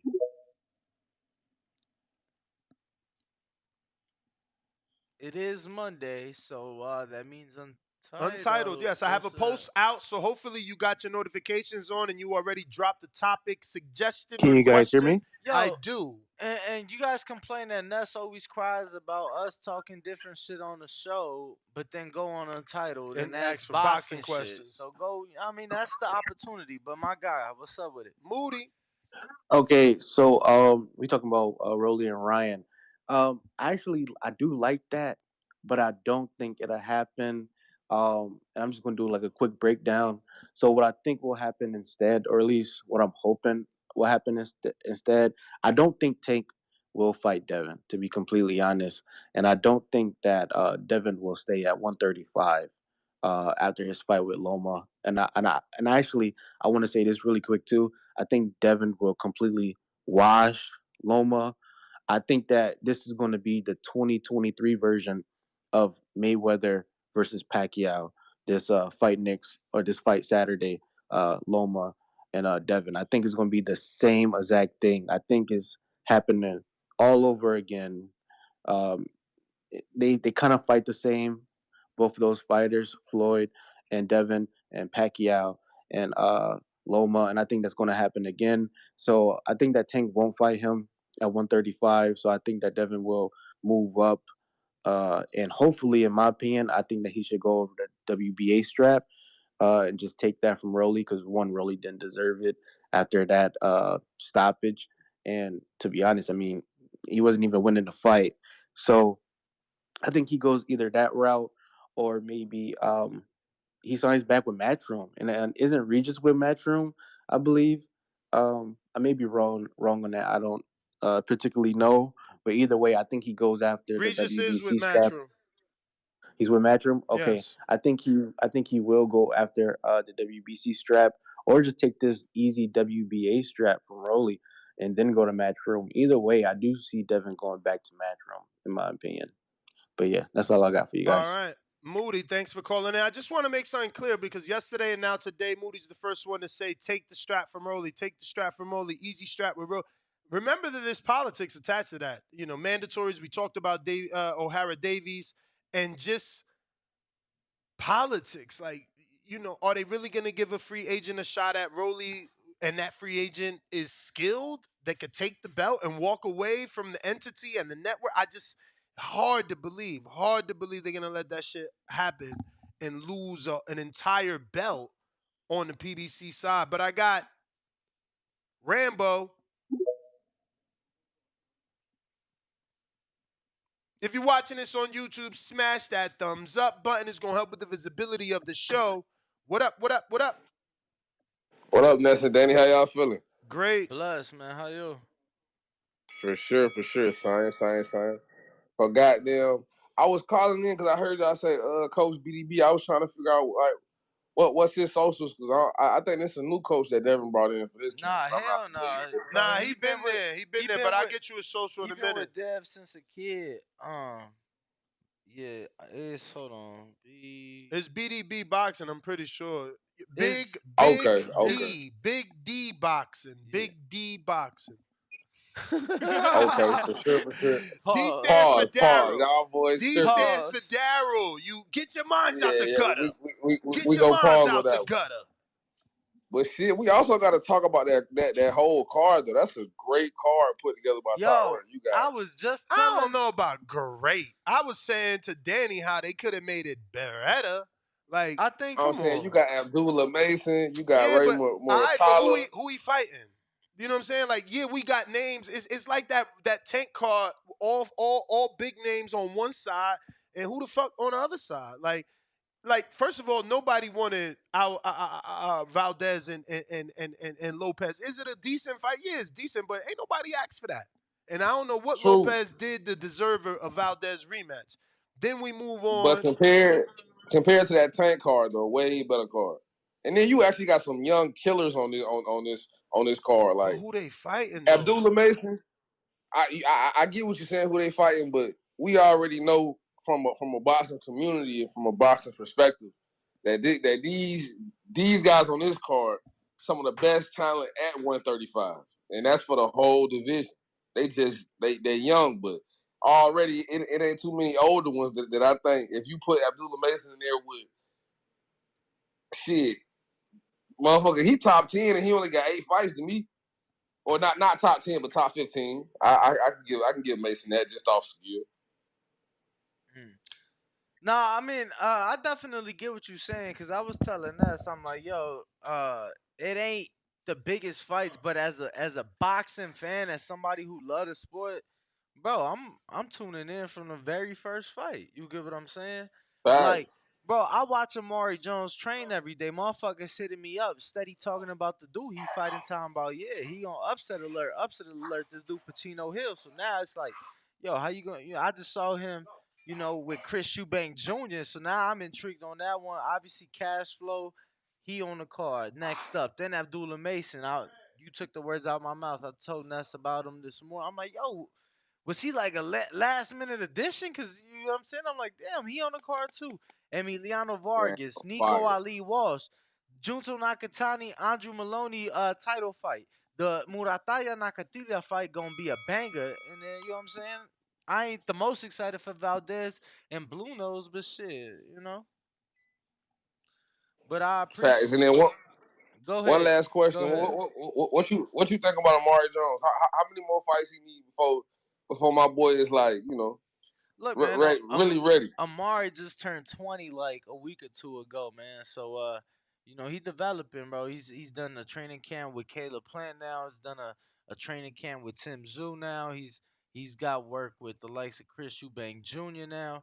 You know what I'm saying? So it's like he developing. This is a 6 rounder for him. So I don't I would like to see him more active for sure. Cause he's young, but I definitely want to see him more active in the ring. But no, man, he on his way. They doing the right thing with him. I don't want to put like a limit on him because I feel like he could compete at right now. So we'll see. Facts. But That's I my call. my guy, appreciate you. CYP, talk to me. Yo. What up with it? All right, man. Look, Rolly's not my friend, but I support anybody that Wade coach. So I had to do some deep diving because I ain't gonna lie. I was watching that fight and I was like, what the fuck? Don't stop this shit. I ain't gonna lie to you. So it's not about a defense of the stoppage, but I'm hearing people say Rolly robbed him. Motherfucker, Rolly didn't rob nobody. Rolly didn't stop that fight. Rolly didn't look at the judge and say jump in and stop this shit. No. So for all of y'all who say that, learn the difference between a stoppage and a bad stoppage and a robbery. They're two different things. A bad stoppage and a robbery. It was a bad stoppage, not a robbery. Why wasn't it a robbery? Y'all say, well, Rolly was down on the scorecards. True, but those same scorecards almost unanimously gave Rolly the last 3 rounds. So on momentum side, Rolly wasn't losing at the time of the stoppage. Homeboy was losing. But on the scorecards, he was winning. There's a difference. Homeboy had lost 3 straight rounds, got knocked down in the ninth. They stopped the fight. That's not Rolly. Rolly didn't need no stoppage. Any of y'all think Rolly needed a stoppage to win that fight? No, the fuck he did not. Rolly was building momentum on the same scorecards that y'all used for the robbery. So don't use the scorecards for the robbery, but then don't use it for the fact that Rolly was building momentum and wasn't losing towards the end. Very, very simple. That's the ninth round. If you take that round, the ninth round, score that round, Rolly's up on one card, one scorecard is tied, and the other scorecard goes to homeboy if they judge the round that was stopped. So stop with the he was up. They did not score the last round. There's 10, 11, and 12 left. Rolly's building momentum.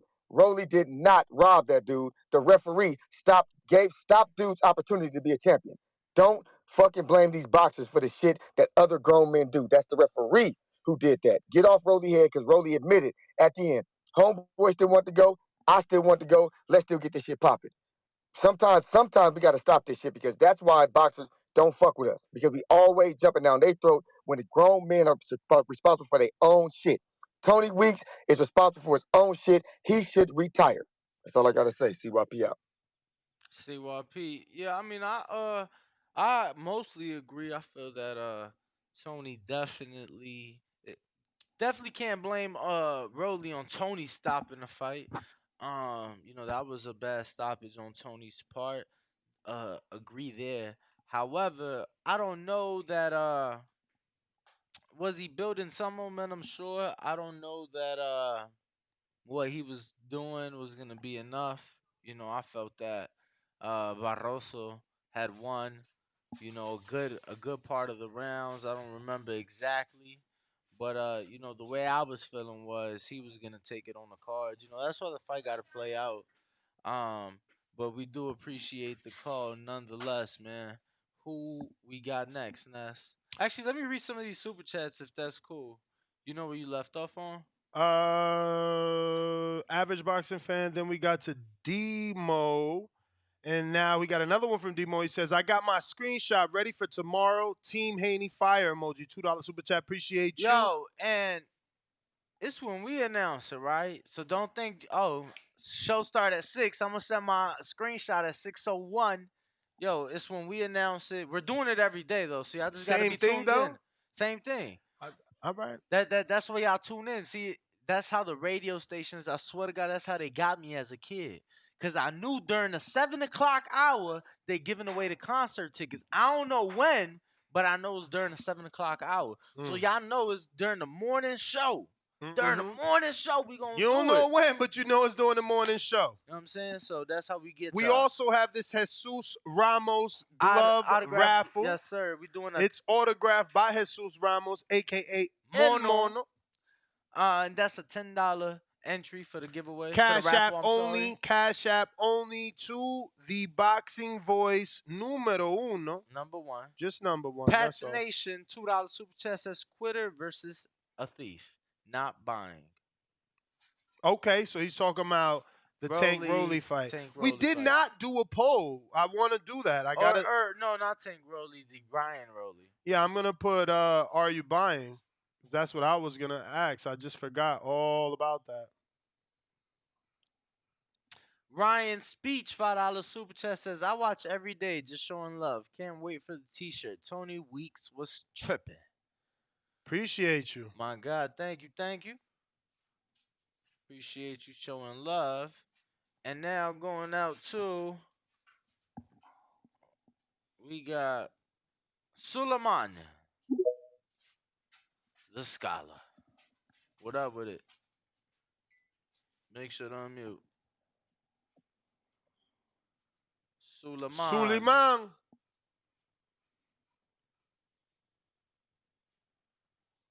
Okay, how you doing? What up? I'm talking about the Rolly fight again, man. The guy's preparation, it was pretty good, man. His image was very nice. The entry was nice. Suleiman, we're gonna come back to you. You know your Bluetooth is not good, champ. Try not to use it. Bags, what's up?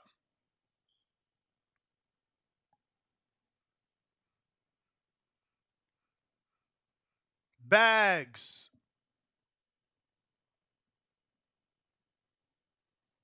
Bags going once, we gone. Nike Hendricks, what up?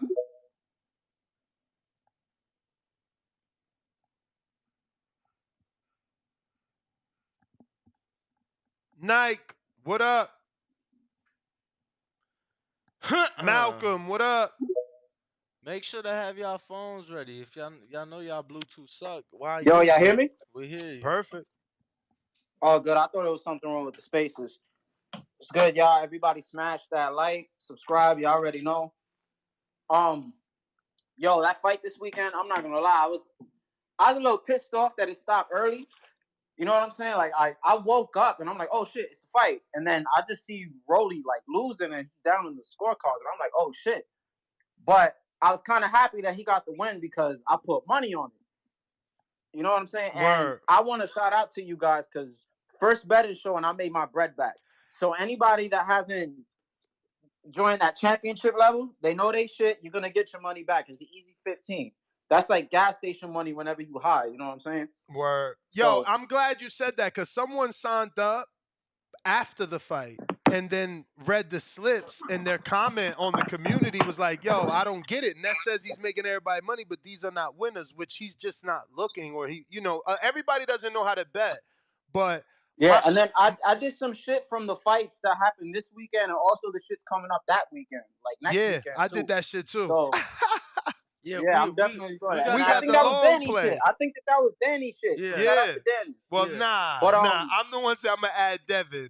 And Danny said, Danny said, add money to that for me too. Then remember? No, But bro. one thing I want to say before my time is up. Well, regardless. My bad. Well, I had this conversation with my boy. I've said it like weeks ago, and I put it on my Instagram and everything. So we're gonna have this whole Rolly and Ryan shit at some point. Devin's gonna move up to 140, and he's gonna fight whoever the winner is. I think it's gonna be Ryan. Dev and Tank is not gonna happen at 135. That shit that Calvin Ford said, I don't know if it was like 2 weeks ago. He said some shit depending on Dev's performance, which could either mean pay-per-view buys or however how badly he beats Lomachenko. He said that was gonna be an indicator if they make the fight. So I don't see Dev doing like 250K plus buys or a knockout. So if it's a close fight like we're expecting, then that's probably just gonna be a little excuse. I hope I'm wrong. I'm really hoping I'm wrong because I would love for them two to fight, but that's just how I'm seeing it right now. And then maybe if they fight down the line, it's going to be at a fucking catch weight or Tank is going to decide to just pull up to 140. I don't know. All right, Chant. Well, we appreciate you. Danny, you were about to say, you said what exactly? I forgot, champ. We were talking about the bet because I thought I was the one that said, yo, I'm going to add Devin to this. What did you say you said? Nah, I remember having that parlay with Finette like this past weekend and then this upcoming weekend, and I told you to do 20, and then you was like, "Fuck it, I'm gonna add 5 myself to it." Oh, you're right.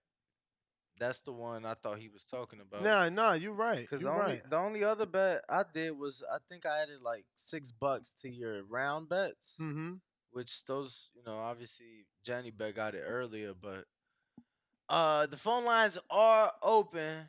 425-569-5241. Y'all see it top of the screen if you are watching on youtube.com/the boxing voice.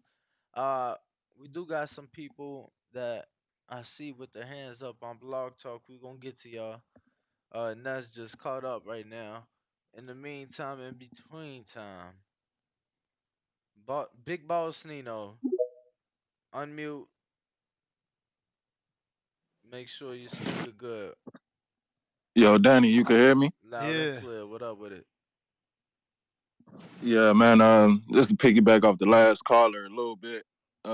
Just speak on Tank real quick. I feel like you don't know about basketball too much, Nez, but shit, you might have heard of like Penny Hardaway, dog. I feel like Tank is in that goddamn it type of boat. You know what I'm saying? I can't call him like no Jordan or no generational talent like Kobe or none of this shit, cause I feel like he ain't like the last caller said. He cool with just getting by. You know what I'm saying? He ain't trying to dive in that water for real and test himself and be like, oh shit, I might lose this fight. It's like I don't feel like that's coming from Tank and his team. They just running that bag up, so they'll do everything they can to avoid the biggest possible obstacle in their way. You know what I'm saying? They ain't never nigga like I said. We ain't getting that Devin Haney or Shakur fight to about 2027. We just gotta accept it, bro. It ain't gonna happen. And shit, it is what it is, bro. And that's why I feel like you feel me, niggas need to start not fuck. I ain't saying goddamn it, boycott Tank. Don't fuck with him, cause like I said, I fuck with Tank all day, but I ain't fucking with that scary ass shit no more, man. I'm for niggas making the best fights. I'm for the cool boy Steph's going after NUAs, Devin Haney's going after Shakur's alone. I'm after niggas like that. But about this whole Rolly situation, man, Ohara Davies, I seen he lost to Catterall and Taylor. I didn't watch them fights, but I just seen it on his bots rec. So I'm not too familiar with dude. So if he could possibly throw a monkey wrench in there with Rolly, I seen he gotta defend his belt to Puello or however you say his name, get back. I heard he got the title shot next. So shit, it's very possible Rolly could lose that belt. You know what I'm saying? And with Davies getting it or however you say his name, I guess shit. I don't know where he'll go from there, but I definitely don't see Rolly holding on to that belt as long. Hopefully, they could pay O'Hara some step aside money and get a big pay per view fight with Ryan and Rolly. But like I said, man, Rolly ain't keeping on to that belt much longer. That fight was a terrible showing at 140, and like I said, man, he just got a free belt, and that's all it is, bro. It's just politics and shit. He ain't gonna have it much longer. But that's all I got on this call. Y'all hit that like and subscribe button. All right, man. Appreciate the call, Big Boss Nino. Appreciate the support. Phone lines are open. We going to y'all. Be patient. Let's see who we got next. Try Suleiman again. See if you got your Bluetooth situated, man. Suleiman, unmute. Talk to us. Trying you again. Okay, okay. How you doing? How you doing? Yeah. So, to get back to that fight, man, the guy's image was good. Everything was real good, and he was fighting a substitute, man. He was training. His training camp was for Puello. It was for Puello. It was not for this man. Okay, and he was aware of the guy. He's saying the truth. The guy could crack. The guy could punch. But the problem with Tony Weeks, he stopped the fight because the guy looks like a train wreck, man. He was getting rocked every single shot the guy hit him. So he looked like a train wreck, and that's why they stopped the fight. What fight The you guy, talking he was about? concerned. Okay, Rolly against Babuso. Babuso look awful in there, man. Oh He my looks like he's 55 years old, man. So that the Tony Weeks was more concerned about the man's health, so that's why he stopped the fight. Once he saw the guy got hurt, he stopped the fight Oh, because he was the hurt. kid is talented. The kid is I ain't know talented. that. All Volley Romero needs is a great trainer that's going to show him the discipline. He got a lot of energy when he fights. He needs somebody that's going to show him to fight like a Terry Norway style, like a Abel Sanchez. Abel Sanchez retired, Ness said, so he could get a guy that could have him move. He got to bounce.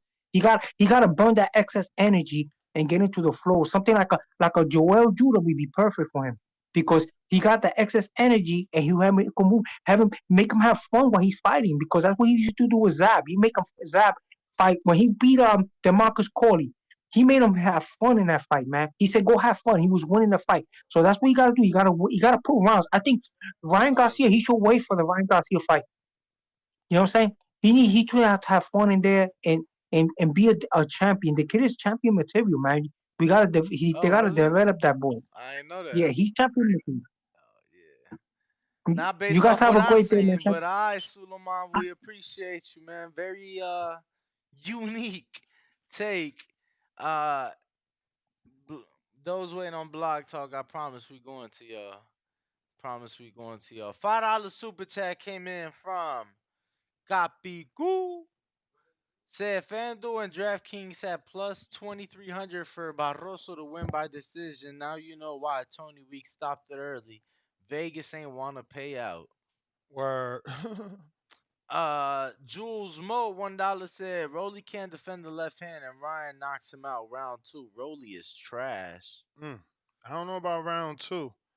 I seen Tank, even Tank, who's got great skills and power, took his time with Rolly just cause. I got Jonathan and Hollister. Hey, morning. What's up? What's up, my What guy? up? I think Rolly and Ryan deserve each other, and I just sent Team Trouble One over to Boise Ennis's place, and I think Boots is not being looked at yet, man. And I'm just wondering why. Why is everybody overlooking Boots? In what way?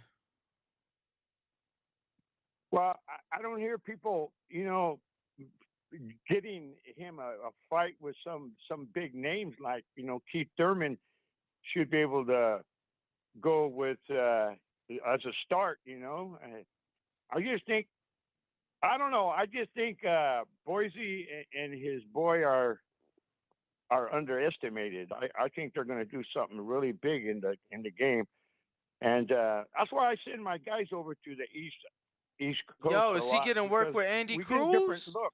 Is he getting work with Andy Cruz? Yeah, plus plus they got that kid over there too. We're gonna get work with him. That's who I'm And talking Trouble, about, Andy Cruz. Yeah, Matchwood just Eddie just signed him. Exactly, yeah. And the Cuban. yeah, I got to get over there because I mean, I don't know what happened to Rolly. That I think they cut that fight too short. I felt sorry for that guy. He was an older dude, but they shouldn't have stopped it. I think he could have. I think he was hurting Rolly already. But anyway, the best of luck to Rolly because he's kind of good for boxing, and like you said, Ryan is too because they get a lot of people, a lot of generation. But they're not the greatest fighters though. Blair the Flair and Rolly and Ryan, they kind of in the same category to me. They talk a lot and I don't know, they're funny. They're okay. But I like Tank. Tank's my man. Tankster's the real deal. Tankster. He finds the window to knock you out with. He just does. He knows how to find that window. And hey, Coach Chris, he seems to know what he's doing over there. He's lucky just to be in Las Vegas. All you guys are lucky that you're in Vegas because you get to be around the stars on a constant basis. And that's what I admire about Las Vegas. But I was going to send the boys Move over out there. here, man. Move out here. Nah, I'm going to stay here, but I'm going to go over there. I'm going to send the guys over there real soon. We're going to get some work. Nah, you got to take And that I want retirement money and open up a gym out here, man. Have a facility. Bring that boy out here. This where he gonna get sharp.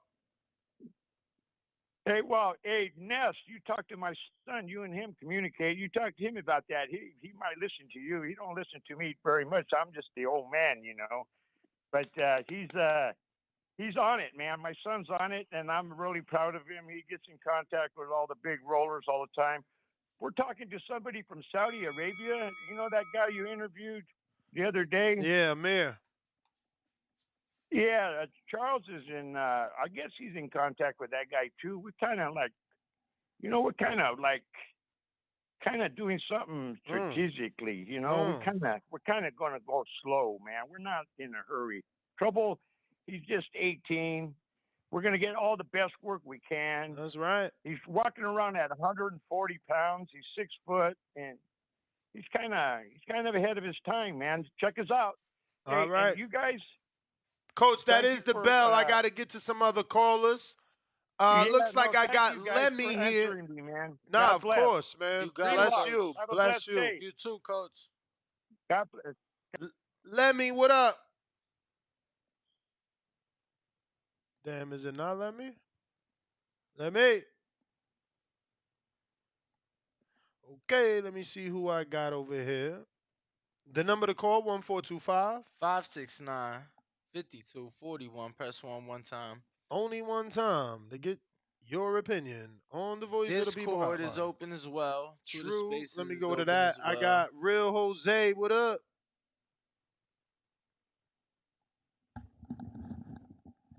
Real Jose, what up? Yo, what's up? Yes, can you hear me? I hear you. Yo, shit. Shout out TBV, shout out Ness, Danny. Y'all doing your thing. Press that like button. Um, like and subscribe. Shit. I just want to say that you fucking Rolly fans are delusional. I honestly didn't watch the whole fight. I think I was watched up to like the 6th round.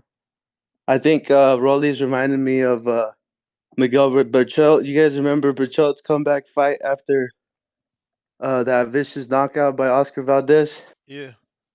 Yeah, he was looking very hesitant. He wasn't looking like that vicious Rolly. I think so. I mean, I don't think he beats any A-class fighters at 140.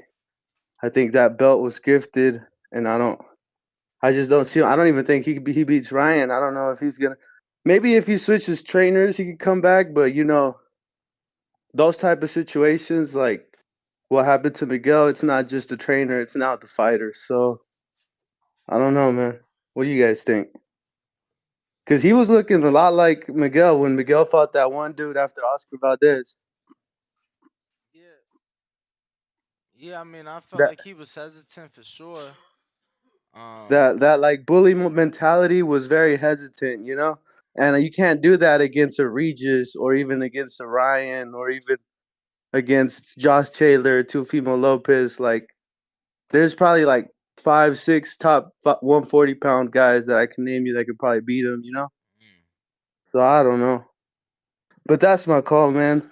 All right, man. Appreciate the call. Yes, Appreciate sir. voicing your opinion.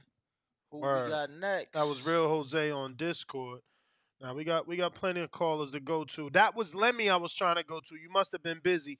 Philadelphia, new caller. What's up? 267. This is you. Yeah. What's your name, brother? Ice. Ice? Yeah. You know I tried you yesterday, right? What, you got nervous on us? You tried me yesterday. No, I don't remember. I don't know. Yeah, but go ahead. No worries, man. Talk to us, Ice. All right. Yeah. So I wanted to comment on the poll. As far as the poll, I mean, I would love to see the fight with Rolly and Ryan. I think Rolly beat him easily. I don't think I would want to pay for it though. But I think Devin should go up, move up, obviously, because I think he's too big for 135 now, and he should go after that belt, whether it's Rolly or Ryan.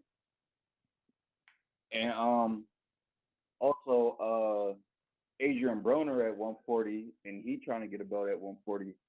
So I want to see him. Devin Haney called out Broner a long time ago. You know what I'm saying? And now he at 140, he trying to get a belt. I think one of those fights, any of those fights would be good at 140. Yeah, I wouldn't mind seeing that. But he got to come back and look good, yo. He ain't look good in years. Mm. Yeah, You yeah, talking about Brona he ain't look hasn't. good in years. Hell yeah. Yeah, because that last fight, I believe, because when was his last fight? Like 2 years ago, a year ago? Man, January of 21, over 2 years ago. I watched that fight. I actually thought he lost that fight, to be honest. In my opinion, I thought he lost, but they gave it to him. But yeah, he definitely do got look good the next round. But all right, But that's though, all. man. Appreciate the call. Appreciate you, champ. We got Ron Boy Fresh.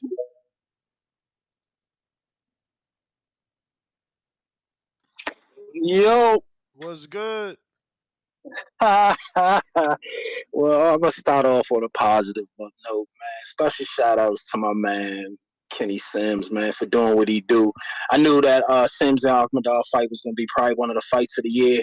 It lived up to what I thought it was. That's some real shit.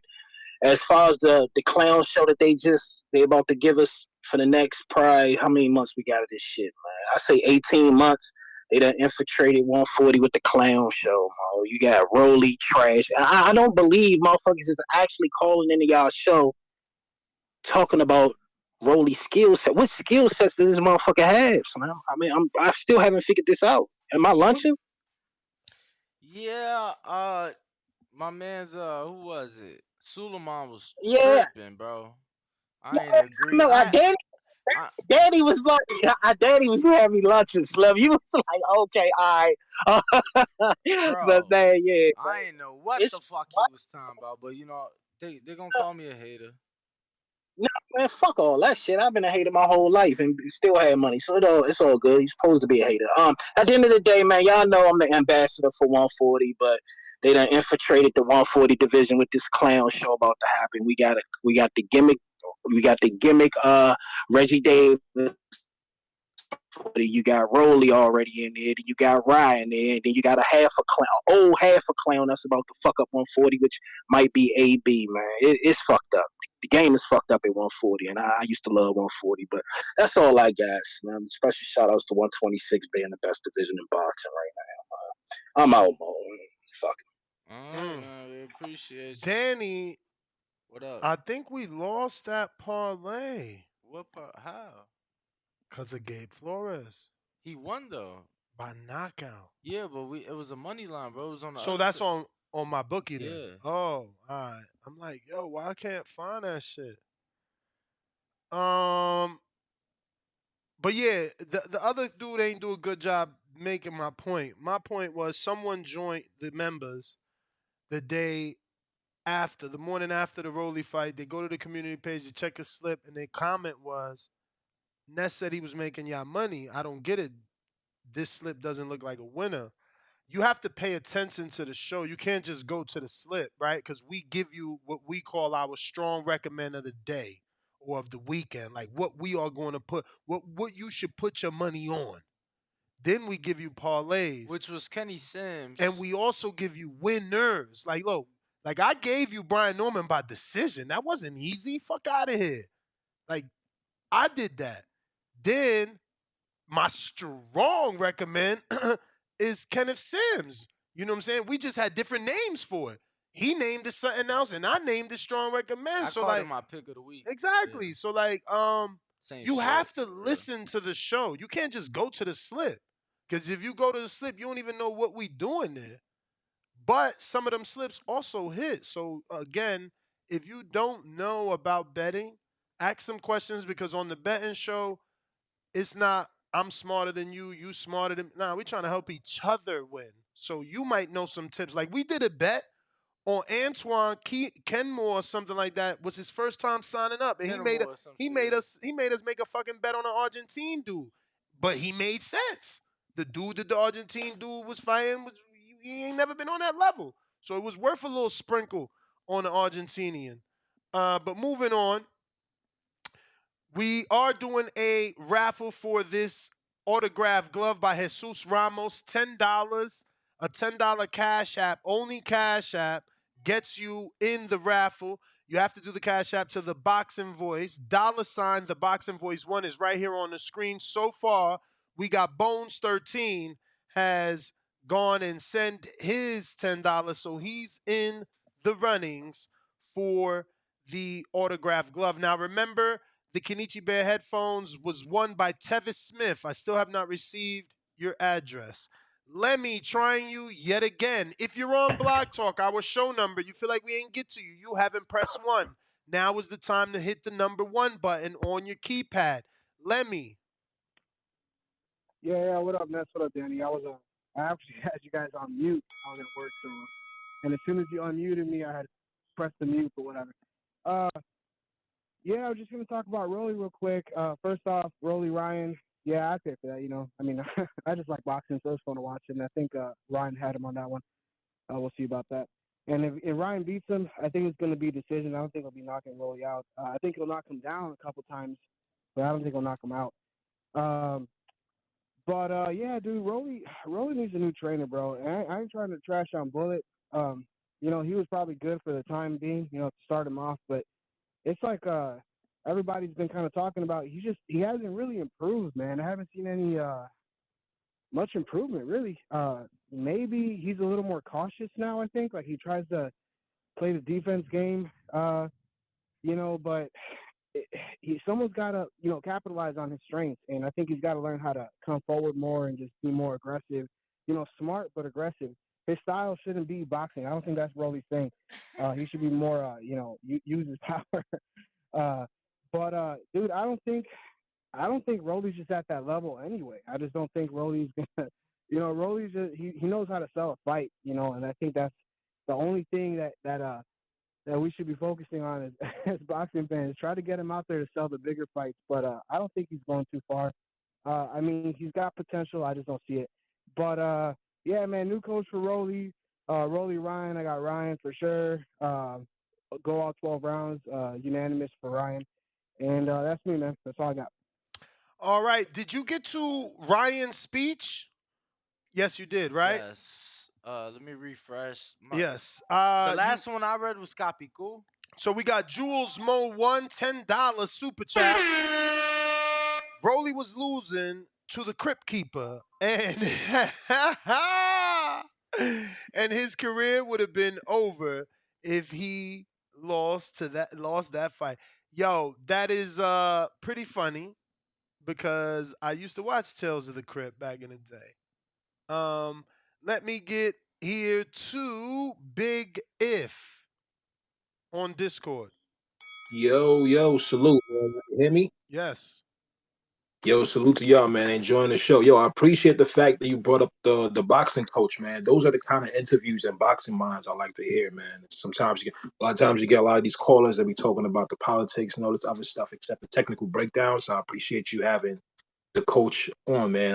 Hopefully you could have more of him back on. But I agree with everything he said about the Lomachenko and Haney fight, man. It's not a set in stone fight. It depends on the game plan that they bring up, man. So whoever the first 2 rounds definitely gonna tell us like, what's gonna happen the rest of the fight, man. But I'm excited about I know a lot of people are like they're not really fucking with the Davis and Ryan fight and I mean Davis and Rolly fight and Ryan and Rolly fight, but Ohara Davies, man, if anybody followed his career in England when he was with Eddie and all that, he's a good shit talker, man. So that presser and build up is going to be fun. It's going to be one of those exciting boxing fights that fans like, and especially the casuals.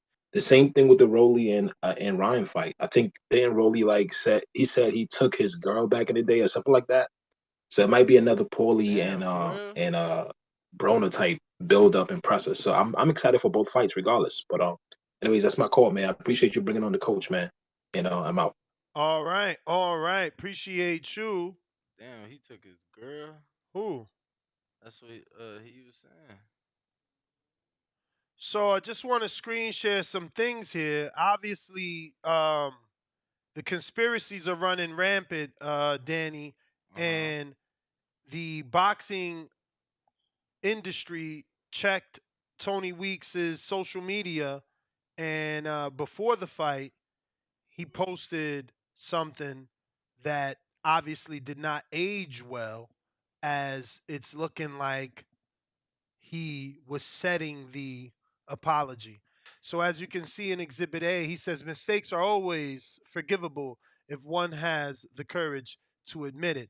Then you need to scroll up, which we can't, so we'll zoom out, and it says, we all make mistakes. Prayer hands emoji. Now, obviously, you guys are going to assume, well, he's saying this post fight. Well, no, he's saying this before the actual fight.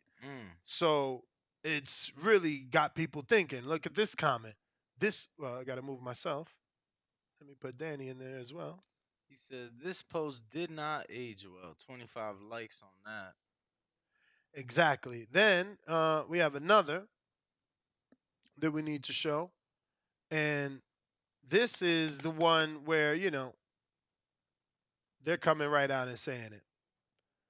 Says, so you make a post hours before you rob this fighter of his victory. You help fix this fight. Just so you know, Barroso's ahead on all judges' scorecards. They should take your license away. Damn. Yeah, people really, really upset at Tony for this one. We got a couple super chats we need to get to before we keep it moving. And we're going back to Discord, so get your mics in order.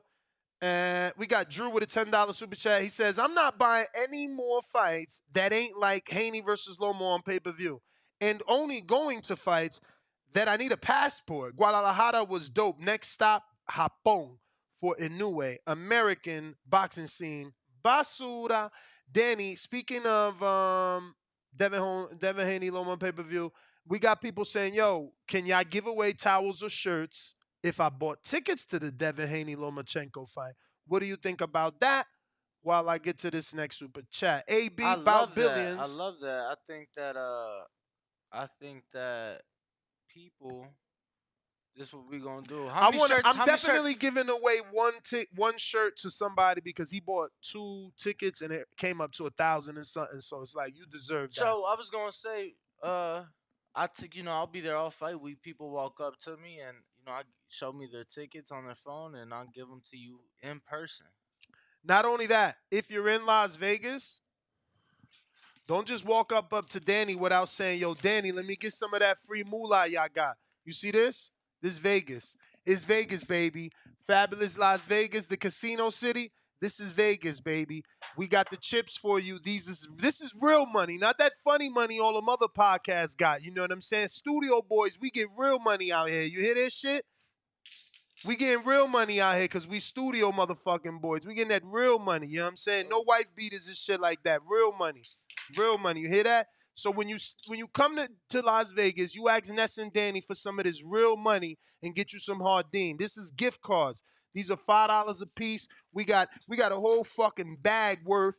And then we got these. These are also $25, right? What are these? Let me see. Let me open this up. Oh no, these are just envelopes. We got to put these in there. Yeah, we Okay. gotta put the Oh, we got to chips. build it. We got to Yeah, we build gotta it. build it. So it comes with a chip. Comes with a chip. Depending who you are, we might give you more than one chip. You know what I'm saying? And then you get $10 or $15 off. Plus, you get this official tissue stainless steel grinder with Hardin edged into it. You know what I'm saying? It's official. So not only can you use it as a grinder, but you can use it as the pusher to pushing your bud into the cone. So when you come to Vegas, make sure you hit me and Danny up so you can get. Don't go to any other dispensary, man. Hardin is open And I'll be there all week. all week. We out here. You know what I'm saying? So we got gift cards to give away No, to see, all our loyal these listeners. aren't Usher bucks. No, these are no, actually this is the real deal. interchangeable for something. Yes. You actually is able to get something out of it in return. So Yeah, this the real deal. This the real deal. So we had about billions. AB, he says, I took Kenny Sims and Jason Maloney money lines. Appreciate you boys. I won some money on my birthday. $5 super chat. And that's another one I gave. Fucking Maloney. But you had to listen because I literally heard someone say like, yo, but I don't. Why they picking Astrolabio? No, we got Maloney too. But Astrolabio's a dog, so you do a little sprinkle on Astrolabio por si acaso, because he's a puncher. Like, you gotta listen to the show. You can't just go off the slips, because we are verbally giving you the advice and verbally giving you our strong recommends, and you need to listen to all that. Yes, I only smoke cones. Do not come up to me in Vegas with no motherfucking backwoods, no tobacco. I'm trying to live. But thank you to everybody that does come up to me with bud, because I don't drink, only socially. Yo, my man said, I'm trying to live. Yes. Nah, I ain't gonna lie to you, bro. I guess I want to do a fight an party. old acquaintance, if you will, came up to me yesterday and they had a backwood, bro, and it was all fluky and shit. I'm like, bro, you smoke that. I'm gonna smoke my I want to do a smoke session for the Haney Loma. If I could get 5 people to watch the fight with me, because Danny's going to the fight. If I get 5 people to DM me, they're like, yo, I'm in Vegas. I want to watch the fight with you out the Hardin studio. Then I'm going to do it in Hardin because I like that flow Damn, better. James, my man said, so you ain't smoking a Dutch for the one time, bro. I haven't smoked a Dutch Master Bro, in like Dutch. 10 years. Hey, yo, I don't 11 fuck years. with them Philly blunts. I heard them with silly stunts. That's an old, what was my man name? Bro, damn. I don't even know. Since high school, my man said a Dutch Master. Bruh, we going out too. We going out too. Ghost boxing.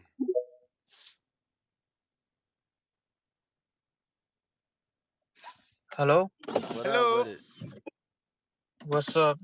Yeah, so do you think Ohara's next, or are they gonna try and swerve him? Well, he definitely said that he's gonna threaten legal action. So yeah, he's next. He ain't even got the money for legal action lawyers. Like, bro, they gonna drag that shit out. Like, Bro, he he ain't got- next, bro. he ain't They got need no Rolly backing. needs the development. They could go with that. That's that's what a lot of people do. Like, oh, I got a mandatory. I got to handle that.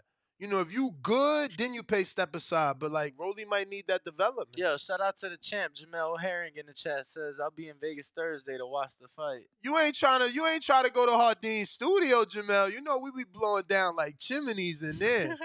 Gonna have you walking out of there sideways. But hey, you more than welcome. I would love to call a fight with he you. said he going to the fight. I mean, I'm still inviting him. Yeah, Fight whack. If you in Hardeen, it's fire. You whack. Yeah, so Fuck wrong with this guy? Go ahead, go. yeah, so the reason why I said it because you know Tunde Ajayi, he said that Ohara Davies knocked out Rolly Romero and in sparring, right? Yeah. Yeah, that's And, an old rumor. Yeah, you know Ohara, like you guys said you haven't watched him a lot, but he's good. Like obviously he's not Negative. like I said I've watched him. No, but a lot. You haven't watched like a lot of him. No, hell no, not his whole career. Yeah, so I think hopefully it happens because hopefully Rolly's the favorite because Ohara's gonna knock him out. You know, like Ohara's like underrated. Danny, you said he's only got 1,000 followers on Instagram. That he used to have like 200K, but that Instagram got deleted or something. So that's why he's got like 1,000 and yeah, hopefully the fight does happen because Ohara will knock Rolly out. Like Ohara's just not got a promoter yet because he's like beefing everyone. He left Frank Warren because he felt like he got robbed in the Jack Catchell fight. That's why he left Frank Warren. But yeah, Ohara's a good fighter, like, especially against Rolly. Like we're not talking about Shakur Stevenson or something. Like Rolly isn't that good. Ohara's gonna knock him out. Like, but Ohara can punch as well. Just watch the Josh Taylor. Obviously, Josh Taylor's on a different level, but just watch the fight. Like it was like end to end. Obviously, Josh Taylor beat him up at the end, but it was a good fight. So yeah, Ohara will knock out Rolly clean. Yeah, that's what I want to say. And did he get a stoppage? Because he just fought. Did he get a stoppage in his last fight? Yeah, he killed Lewis Ritson. Okay. He killed Lewis Ritson. And what round do you lot think Tommy Fury's getting knocked out by KSI? Tommy, they fighting? Yeah, they did a face-off. It looks like it's going to be next because Jake Paul ducked Tommy. Oh, shit. If KSI fight him, that's ballsy. I'm gonna tune into that. Yeah, so Tommy. I mean, I don't think KSI wins though. I mean, come on, he didn't even win the Fournier fight. Yeah, but he was getting there. It was close. It was coming. My man caught him with a fat elbow.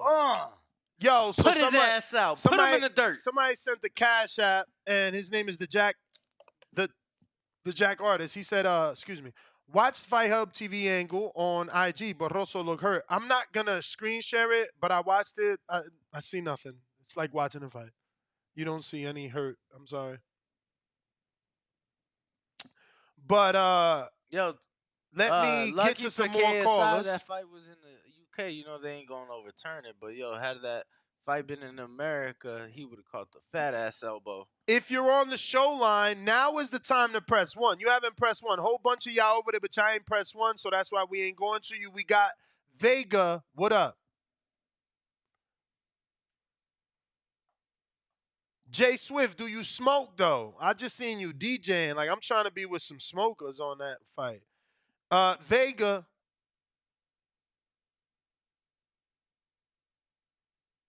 All right, audio working now? Yes, sir. Good morning, man. Yo, like, I don't know what boxing gonna do about these kind of things. You know, I hear everyone complain about the ref. For sure, that shit was ridiculous, the stoppage. I mean, dude barely got hit. You know, it sucks to see a guy up on the scorecards and basically something like that happen. But it's like, yo, how do we even get here? How did this really get here? Like, how is Barroso the mandatory, right? Like, who did he fight to be the mandatory? They say he's been ranked number 1 for a couple of years. He was like a WBA gold. But how and why? And then, you know, I found out that he took step aside to allow this fight to happen. But then it's like, man, you know, last year or a year and a half, 2 years ago, they had guys ranked 1 through 6 go to the WBA and put a case up why they should be fighting for the vacant title after Josh Taylor was stripped. They allowed Puello and what's his name, Akhmadov fighting, and and then they said fight Barroso is going to be the mandatory for that fight, and then Ohara Davies is going to be the second mandatory. Correct. And if those guys pull out, it's going to be Regis Prograis.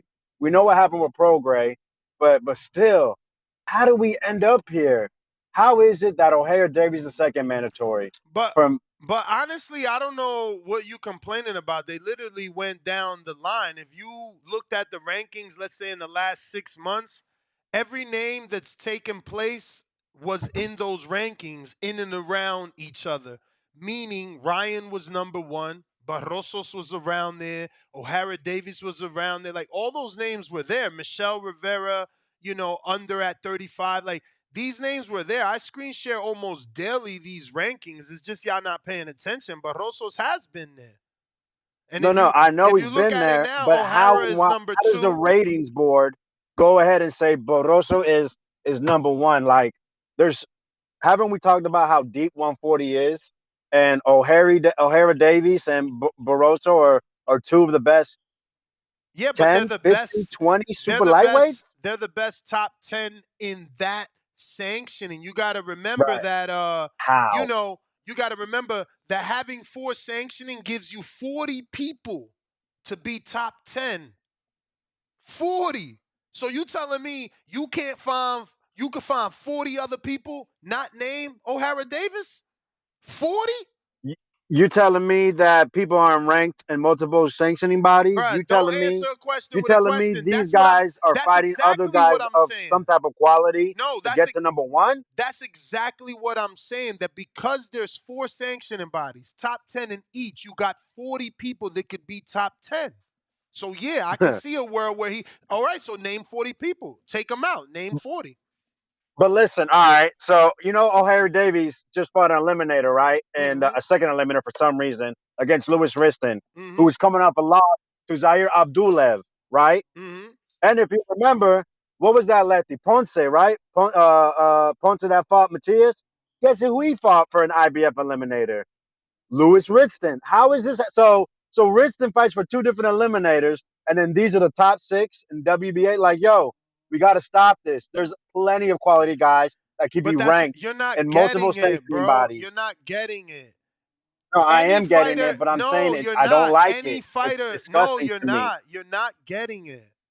Every single fighter in a division does not get ranked by each sanctioning. Like literally, a fighter got to pay out his pocket to be ranked. So when you're saying, yo, this is bullshit, the WBA is only ranking XYZ, motherfucker, that's who's paying. They can't rank you if you ain't paying. So you like, yo, but how the fuck is Ishmael? I gotta let you go if you're not gonna fucking listen.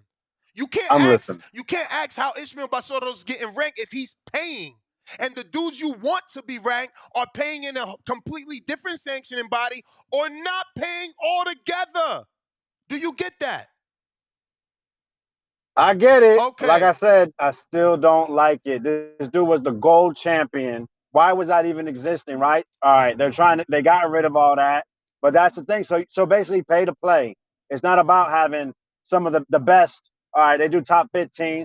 So you're telling me Barroso at 40 years old, who was just fighting in some little ass room on M&R Promotions, a guy 12 and 25, that fight's getting sanctioned, looks Bro, good let as me your ask you mandatory. something. Let me ask you something. And I hate to do exactly what I just said don't do, which is a question with a question. But Jared Anderson's opponent, did you see his last fight? Your answer is no. Do you know where it happened? No. Was it in a small room? Yes. Was it a quality opponent? No. Did the commission, the sanctioning body, argue that Kuzabuski or whatever the fuck his name is didn't deserve to be ranked? Yes. Did he still get ranked? Yes. Is he fighting Jared? Yes.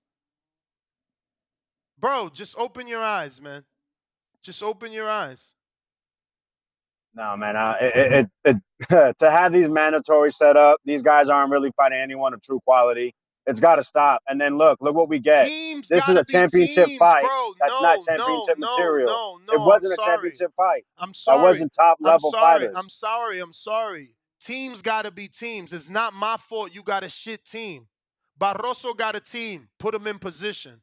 Whoever you talking about, whoever you campaigning for, they team didn't show up to no fucking convention. Kuzabuski, and I'm pronouncing his name wrong, his fucking team showed up to the convention. That's why he's fighting Jared. It ain't nobody fault but your own goddamn team. I don't want to hear no sob stories. Barroso put himself in position. He got a team. Whoever the fuck they is, no matter what Paulie said about his team not paying him right and or he's 60 still fighting out, they did good enough to put him in eliminators, like you said, and he got a title shot.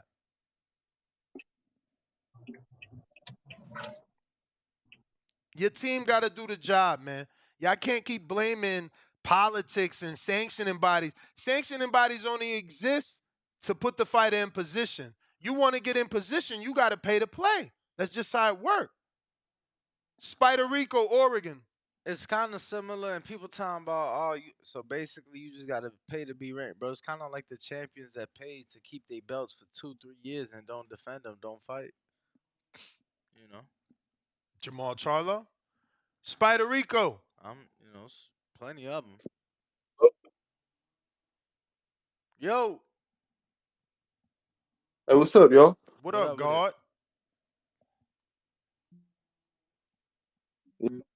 You all right or you got a Bluetooth? Because you going in and out. I'm gonna call you right back. Ruin the 504. Hey, good morning, y'all. What's up? What up with it? Reported.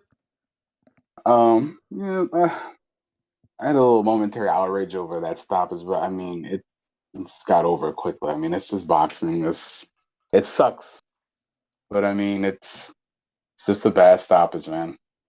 As far as this fight that you guys are discussing today, I mean, I'd go out and pay to watch it. Yeah, I mean, it's gonna be a circus. It's gonna be a good build-up between Ryan and Rowley. So yeah, I'd have some interest enough to spend money on it. But once again, thanks for the betting info on Patreon and excited for fight week. It's gonna be a good week. But y'all have a great day, man. You too. All right, champ. Appreciate it. Let's see what we got. JP, Las Vegas. Hey, Ness. What up? JP, You got say what? you got you a real one at 135, Starling Castillo. Ain't that a Dominican fire? Yeah, both of those dudes was Dominican this weekend. So Castillo Damn, I won. can't. I ain't even pay attention to that, and that's crazy. See, Danny, you right. I'm hopefully this week I don't be like that, but I second guessed it. I was going with Castillo, but since I ain't no Suero, I'm like, man, I'm staying away from this fight. Nah, yeah, Castillo. I think he the real deal. He gonna be a problem. Um, Shit, man, I'm all right with it. To be honest, yeah, it was a bad stoppage, but we get bad stoppages all the time in boxing. I think Rolly would have eventually got him. I do agree with one of the other callers that said Rolly's development don't really look like it's there. It looked like he tried to kind of wear dude down, Barroso down some, and get him in the later rounds. But him being on his You playing, right? Wear him down how? By circling? yeah, exactly. But it didn't look pretty because all he was doing was just All the fucking rounds going he around the lost. perimeter of the ring. But that seemed to be a strategy. But I think he would have eventually got to. And look, man, boxing's looking out for the well-being of the sport in this case.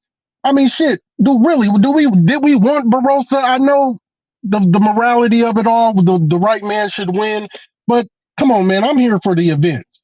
Let's be honest. I'm a fan of the sport, and I want to see the events, man. And I think that Rolly and Ryan, that's something I'm gonna fuck with. I'm gonna be up for it, and I think a lot of us will. So I'm up for that. Also, I want to encourage everyone, man, come on back to the Pick'em League. I'm a 3-time champion in the Pick'em League. I'm coming off of back-to-back weeks winning. I need some more competition. Somebody come on back here and give me some competition. I'm beating these cats up. But other than that, man, Tony Weeks, I finally figured out who he looks like. Remember Spud McKenzie back in the day, man? That motherfucker looked like that damn dog, man. And that's just a bad stoppage on his part, but it's for the best of the sport. That's my call, man. All right. Yeah, Real I don't quick, know who man. I don't know who that is. What? Spud McKenzie. What? That's crazy that I know and he don't know. That's a basketball player, one of the shortest basketball players ever. And he looked like Tony Weeks. I'm talking about the dog. Remember Ness back in the day, Oh, Spud McKenzie? man, I thought that was a basketball player. Who the fuck is you talking about? Ain't Spud McKenzie a basketball player that used to play with Charlotte Hornets and Grandma Ma? That's Spud Webb. Fuck it, man. I Oh thought that's shit. old head reference, but never mind. Oh Yo, man. dude was short as hell dunking though, right? What was he like 5'3"? How short was that motherfucker dunking? That was crazy. Spider Rico. Let me see.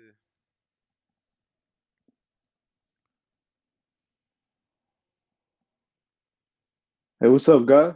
5'6". What up, God? What up with it? Yeah, That's short to be dunking. That's it shorter was. than Bradley, bruh. Nah, that's short as hell. What He up said though? Spud McKenzie a dog with a black eye. Shout out to Bo and Bama. Yeah, let me get my call real quick. I mean, when you gonna start it? Yeah, shout out to Bo and Bama. He was on the show for a minute. Well, he's still doing his car washing or his car selling. Yes, Of sir. course. Yeah. I'm just calling in talk about the subject. I did watch the fight, Romero. I mean, it seemed like it could be something like he just struggled with southpaws, and that's why they had to put him back in there. A lot of people just, how everybody was talking about his footwork in the fight, and he looked like he was bouncing around. He was just trying to step around, and to some people that's awkward because they don't have the, I hate to say it, but they don't have the intelligence to control their body or their feet in a certain way with a certain rhythm.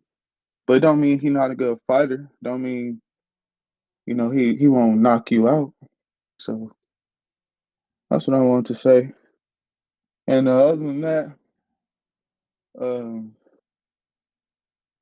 the caller that just called in, he asked everybody to go to the betting. I don't do no betting, but I do fighting. Everybody should be aware this is a border wars community, and we got a whole community of fighters. I remember we had a fight in Florida, and the ring was black, and it was Mike Tyson above it, and it was intense to be there. But in the back of the locker room, it was like for some reason the blacks was on one side, and the Mexicans and Latinos and Puerto Ricans, all of them was on the other side. And it really felt like we was going to war because you could feel everybody nervous, and you could feel like I don't know something was just about to pop off, and it really did when everybody got in the ring. And I invite y'all to do that, the border wars, because everybody talk about boxing, but can't too many people really box, use their intelligence to fight. And that's why I called in to say, and I'll talk to y'all later. I'm Esteban from Oregon with love, and I'm gone. My God. Champ. Appreciate you. Thanks for the He support. said with love. That's right. That's his tagline. Been saying that for you Nah, for some for time sure, now. for sure. Jay Swift, if you smoke, let me know. You could come through. JP, I see you out here. Let me know what you're doing for the fight. If you smoke, you can come through because I got to book the studio and let them know I'm going to need it. You see, we be in there for like 7 hours and shit, man. Actually, Nah, it was for like sure. 5, right? But I got Boxing Hacker. No, we got Charles Smith. These dudes want boxing to be WWE. What is this emoji? It looks like obvious emoji, and it's put pathetic vomit emoji. Boxing Hacker $5 super chat. Rolly should never been given an opportunity to fight for the damn title. He just started campaigning at 140 off a loss. Then to rob that man, shaking my head. Now that is the better argument. Not about Barroso. It's more about how the fuck Rolly get ranked. But don't keep in mind, so did Ryan. And I'll show you. Like, y'all just don't pay attention. And it's understandable. We do this every day. But look at where Ryan's at off a loss. That's 140, and Ryan Garcia is number 7 off a loss. So these things happen. That's just how it is, man. The sanctioning bodies also understand that these guys bring in, money. So if Ryan gets in position faster, they get the commission faster, or the, sanctioning fee, so to speak. Boxing. We got Mad Bent 100 $5 super chat. He says, "Why is Tank an advocate for mathematics?" he leaves his opponents counting sheep. Tweener.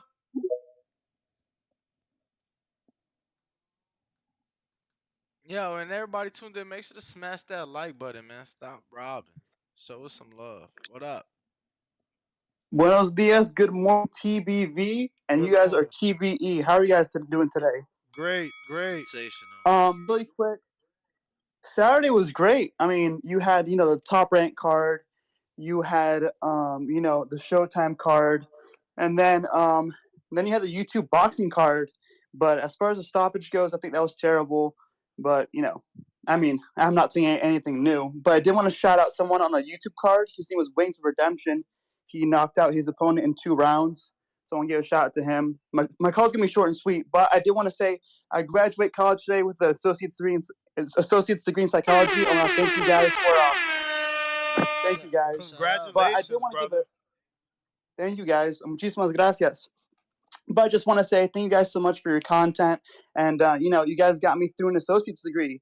Now you guys are going to get me through my bachelor's degree, and yeah. So if y'all ever need a psychologist to analyze the tankomaniacs and the Canelo haters, let me know. Absolutely. We All right, try and but focus on body language so you can become our body language expert. absolutely, and one more thing, with this Devin Haney and Lomachenko fight coming up, and then with what's it called, with Earl Spence Jr. being rumored to fight Terrence Crawford in July, like I think July 21st or 28th. Is there any new updates for the fight party if it does happen? No, I mean we need an announcement on the Yeah, fight, man. we need an official announcement Yeah. for this one. But All right, hell well let me yeah. know. Yeah, Hell yeah. We yeah. definitely doing it if that fight goes down. Yeah, absolutely. And I would love to come down and meet you guys. I don't smoke because I haven't smoked weed in 4 years, It's and if all I do good. They smoke, got they got I'm gonna all start. types of edibles. Don't worry. They even got Oh drinks at no, thank you. Hardin. He said no, Oh, thank I'll you. take the drinks. No way, because if I smoke weed, my tolerance is low. So if I smoke weed, I'm gonna start tasting sound.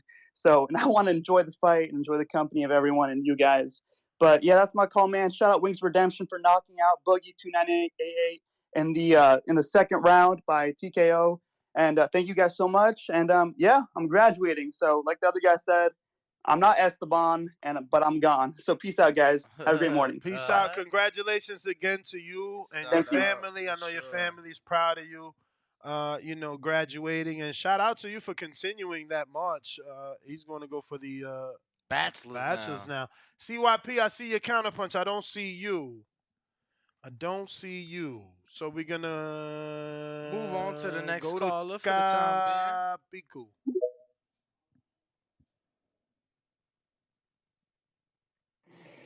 Yeah, what's going on, guys? What's going on? What up with you? Yeah, man. Crazy weekend, man. I'm still upset over this Barroso shit. I mean, it's entertaining now, like to see what's gonna happen because like with Barroso, like if I was Barroso, I would actually go to the board and see if it could be turned over to at least a no contest because it's just obvious. Even with the knockdown, it was being pushed, and then how do you get the fight stopped? I mean, I mentioned it on Fight Night with you guys. I mean, how do you get the fight stopped and my man didn't even land a punch on you, and it's clear as day, it's recorded, that happened. So if I was Barroso, I'll go to the commission and see if I get it turned over to a no contest. But what's more interesting is to see how this plays out because now they're waiting for Puello's sample B to come in. If that comes out negative, then that means that he automatically becomes the champ, and now he really got to fight uh Rolly, um, because right now they're saying that he's a champ in recess. So that's gonna be play. That's gonna play out interesting. And then with Davis out in the outskirts, if they don't give him the opportunity, where does that put him to play? So it's gonna be an interesting like eliminator match between those four guys if things happen the way they happen. But then again, it's like if you don't know that this is a popularity contest and boxing by now, then you need to do your research and understand is that it was like you were saying earlier, Ness, like you gotta pay to get ranked. If you ain't getting paid, if you ain't paying to get ranked, then you ain't gonna be ranked. Like no matter what you do in boxing, like it's gonna be a long road if you ain't paying to be ranked. and that's what all these guys been doing. Unfortunately, that's how these guys.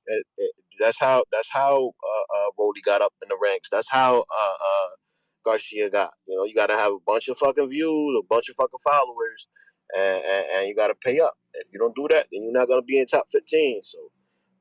But also, man, I want to speak on that Juarez and Arantes fight, man. I feel like Arantes they robbed my man Juarez, man. I think Juarez did enough to beat Arantes, and I just feel like that whole card, man. It was a bunch of robberies. That whole card, man. I don't think that the judges were sitting and watching that fight, man. I think Arantes needs to hang him up. I don't think he got enough in the tank no more. I think he just needs to let it go. But man, that's just my call, man. I just want to speak up on it a little bit, and that's it, man. All right, All right, champ. man. CYP Appreciate you. counterpunch. Ah, the face of the chat has reappeared. I want to say happy Mother's Day to all the moms that didn't get their Mother's Day yesterday. We missed out on that. I don't know how many moms listen to the show, but happy Mother's Day if you're a mom. Now, back to the business with the boys. Business with the boys. I'm hearing a lot of people call in and shit, but I don't hear nobody answering these questions. If the same scorecards that y'all screaming robbery for, homeboy should have won, did you stop looking at them after 6? Did you stop looking at them? Because Rolly won 6, 7, and 8, knocked dude down in 9. If that's counted, that means Rolly won 6, 7, 8, and 9. That's 4 in a row with a knockdown in 9. Momentum swinging towards Rolly. But for some reason, the ref robbed Barroso. But Rolly is the one with the momentum and hadn't lost a round since 5 on the same scorecards that you say Barroso was up on. See, some of y'all, you know what I noticed about this fucking audience? Y'all love that phrase, up on the scorecards. You motherfuckers have lied for years about fighters being down on scorecards when they weren't even down. You motherfuckers love that shit here. I realize you are some of the fucking most idiotic fans in boxing, where you will know something's a lie and keep repeating that shit for years, even when you know it's not, when they looked it up, diagnosed it, showed it to you on screenshot, made you look it up, and you still repeat it. Like something in this phrase, down on scorecards, is like the TVB lure. That is the phrase of TVB. Down on the scorecards, down on the scorecards. You give motherfuckers imaginary losses around this motherfucker. If Rolly was winning 6, 7, 8, and 9, what makes you think the momentum was in Barroso's side? What makes you think Barroso was robbed? You motherfuckers are crazy. Now, I want somebody to call in, debate that, and stop saying he was robbed. No, it was a fucked up stoppage. Robbery? You lost 6, 7, 8, and 9, homeboy, and you got knocked down. And you're 40 years old. Cut it out. Cut it out. Rolly did not look good. It was a fucked up stoppage. He may need to switch his coaches. All things can be true, but to say that that man was likely to win and not Rolly is a goddamn lie. TBV, we too old for this bullshit. The face of the chat has spoken. I'm out. I think Tony Weeks like robbed him of the opportunity to keep fighting, right? Because he definitely could have kept fighting in that moment. What would have came of that? That's why they fight it. That's why they in there. I never would have thought, the fight would have went the way it did, but it did, and now it is what it is. So I don't think you could say he robbed them of the fight entirely. Definitely of the opportunity. Who we got next, champ?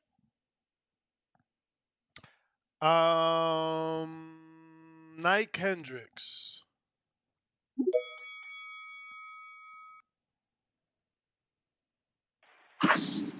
Y'all can hear me? Yep. Shouts out to the boxing voice, man. ACYP. Gotta disagree with you.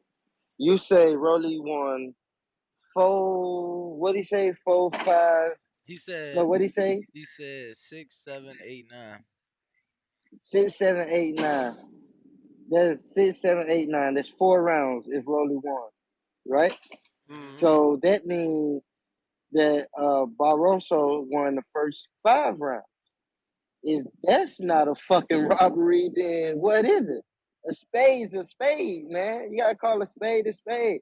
And you keep saying he was down on the scorecards, man. He was down. He was down on them scorecards. And if he would have survived that 9th round and caught his fucking breath, I believe he would have won 10, 11, 12. Because Rolly was on his fucking bike all night. and he wasn't even on his bike in a good way. Rolly just was running around. It was like it was one time in the fight, Barroso threw a left hand to the body, caught Rolly. Rolly then backed up, and Rolly fucking flinched again, and Barroso didn't even throw a punch, and he flinched. So Rolly was scared the whole fight, man. And yes, he did get robbed of that opportunity, because I believe that he would have won that fight. You know what I'm saying? Of course, they gave it to Rolly because he's younger, more marketable. Barroso has his fucking my dad age, man. He's up there, but ain't no way that man didn't get robbed of a fucking title shot. He got robbed of that title shot. Even if Rolly would have won 10, 11, 12, the man got robbed of fighting. He went, he put his life on the line. It was a short notice. Like you can't blame Rolly, of course. But Tony Weeks, get him the fuck out of boxing. He need to go. Cause that fight with dude had that fucking gash in the middle of his head, squirting like a fucking gutted pig. That fight should have been stopped. That's the fight should have been stopped. He even put that as a new profile picture on his Twitter with the blood all over him. And he got like a little mask on. Like, come on, man. That man robbed that man of an opportunity. Even if Rolly would have won 10, 11, 12, he got robbed of an opportunity to become a world champion. And the man had, what, 24 wins, 22 knockouts? Rolly was in that motherfucker terrified, man. You heard what he said. The dude can crack. Every man felt like he got cements in his hand. The man was scared, man. He got knocked out by Tank, knocked down in sparring, knocked down by Barroso. Come on, man. Call a spade a spade. Champ, that's the bell. Appreciate the call. Glenn, excuse me, what's up? Yo, can you hear me? Yeah, Yes, what's sir. going on? Hey, yo, man. Hey, good show, by the way. As far as this guy Barroso getting robbed, man. I don't know if you guys seen that Paulie video where he's talking about Barroso's back in the day. Talking about that when he was in the weigh-in, he was crying because his wife got kidnapped and murdered in this country in Venezuela. So for a guy to get robbed like that, I mean, TYP, I don't know if he's a PVC, nut hugger or something like that. I don't know what he is, but it's incredible for him to be saying that. And Rolly Romero's PVC, if you think about it. And I'm not a PVC hater. I just know how they move, right? If you think about it, they're not going to give this belt away to Ryan. If anybody, they're going to give this belt to Tank. Tank, I could see Tank getting a belt at 140, just whooping this guy's ass, getting his little. Because Rolly's been talking a lot of shit, saying, remember he was talking about the whole rehydration clause that, he was Tank's lying about the Rolly's still rehydration talking clause. shit, bro. He literally has a quote saying that Barroso punches harder than Tank by far. Exactly. So they're not going to give this belt off to. This is business. This is chess. Everybody out here speaking this checkers. Rolly talks checkers, man. They're not going to listen to whatever the fuck Rolly wants to do. They're going to do whatever the fuck PBC wants to do, and they want to keep that belt in-house. They're not going to give it away. They're going to give it a Tank. It's easy money for Tank. Shit talking again, back to back, and it's going to be a sold-out show. People are talking about selling tickets. Tank's going to sell tickets. He's going to get a belt again. Finally, he's going to get a belt again. It's going to be a big home. All the stars are going to show up because Tank's finally going to have a real belt again. It's easy. I don't see how nobody sees this, man. It's easy chess while everybody's thinking checkers, man. It's easy. Why are they going to give the belt to Ryan when they hate Oscar De La Coca so much? Come on, man. That's my call, man. All right. He would need the knockout, right? We got a lot of callers that have not pressed one on our show number. Do that now or forever hold your peace. CYP counterpunch courtesy of Big Supermax. Oh man, did somebody call me a nut hugger? Damn, boy, I'm a nut hugger. I'm a PBC nut hugger. Damn. You know what's crazy about me being a PBC nut hugger, man? The crazy thing is that I don't give a shit what you're talking about at all. I don't even know your name. I don't think we know your name. That's the crazy part. But that was a good try. Now I look at it like this: everybody always gets mad when they realize that their opinion does not matter in boxing. I don't get mad. I know they don't listen to me. So what I do is I look up research and I give you what they say, what they wrote, and what happened. Right?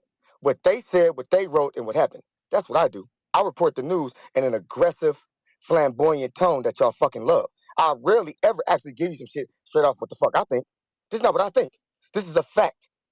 We all love Keith Thurman. Keith Thurman says the first to seven, the first to seven, the first to seven. When the fuck did Barroso win 7 rounds? When did he win 7 rounds? He didn't win 7.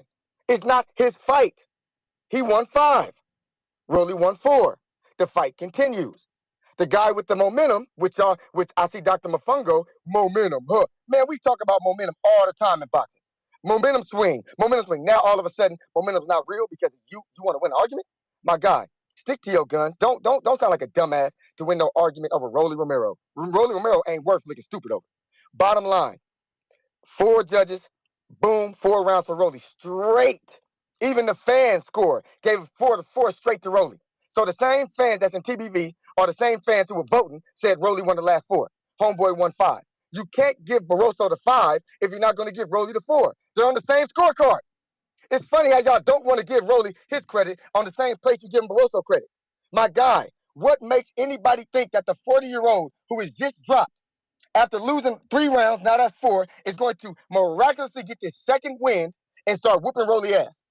Y'all can think what you want to think, but that doesn't add up. If it do, go ahead and find me someone.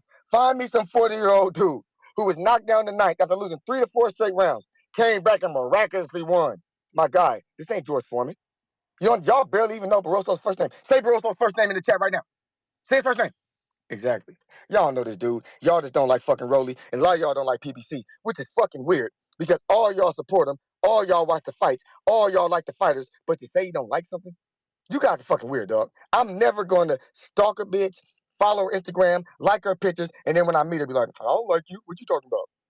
Nah, you know what she gonna do? She gonna turn around and show me the receipts, like y'all pay-per-view receipts, like y'all cable receipts. Y'all PBC fans, just like everybody else, shut your stupid asses up and face reality.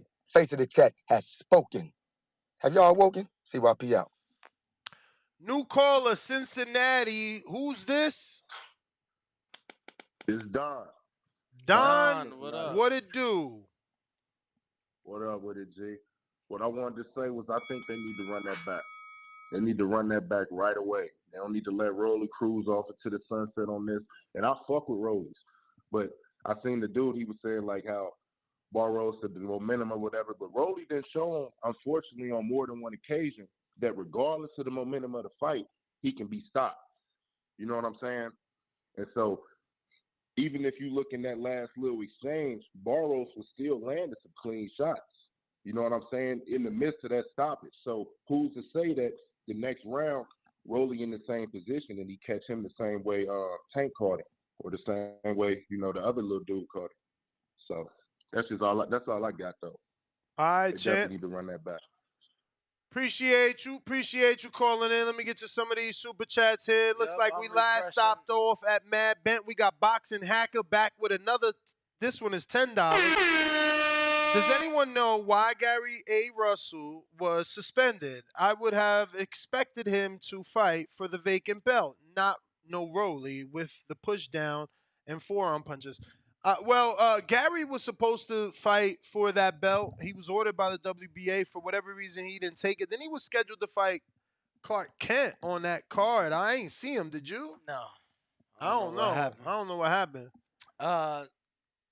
So does the CYP have another counterpart? No, that's the one he paid for. We got Superstar AT says, am I bugging, or did PBC guy do a hand signal right before it was stopped? What PBC guy? Yeah, I don't know. Send us the video. DM it to us. B. Paulie, $5 super chat says, from the angle Tony Weeks was standing, it looked like dude was asleep, sitting on the ropes. At least that's what I see from that angle. Thinking emoji, salute emoji. Capicu. What do you think about that, though? Yeah, we would need those angles that y'all talking about. Send us the angles, because I didn't Capicu. see any angle that I felt that Barroso was asleep on the ropes. $5 from Capicu says 78-73 Weisfeld. 77-74 Sutherland, 76-75 Cheatham. Those were the scorecards at the stoppage. What the fuck CYP talking about? Rolly was down on all cards. Yeah, I don't know either. That's why I screen shared Jake Donovan, who said he used the same phrase. He said Ishmael Basuda was ahead, which means Rolly was down. So I don't know, I mean, but he kind of not my explained. He argument. kind of explained it. How he saw it. He felt that the momentum, was a turn in the fight. Yeah, So but he's still saying that he wasn't down on the scorecards. He said that's a term the TBV audience creates. Julio Guzman, $5. Rolly is 1 KO away from turning into Charlie Zelenoff. And Damn, then you dropped him Big low. Shock the God, $2 says, I think CYP on that Crystal. Or no, he said Crystal. Oh shit. Yeah. I was gonna say a little early for the champagne. Yeah. But phone lines are open. We got callers. We got. This is Jerron Wolf, Louisiana. What up? What up, fellas? Good morning. Crazy weekend of fights, bad stoppages, KSI throwing elbows.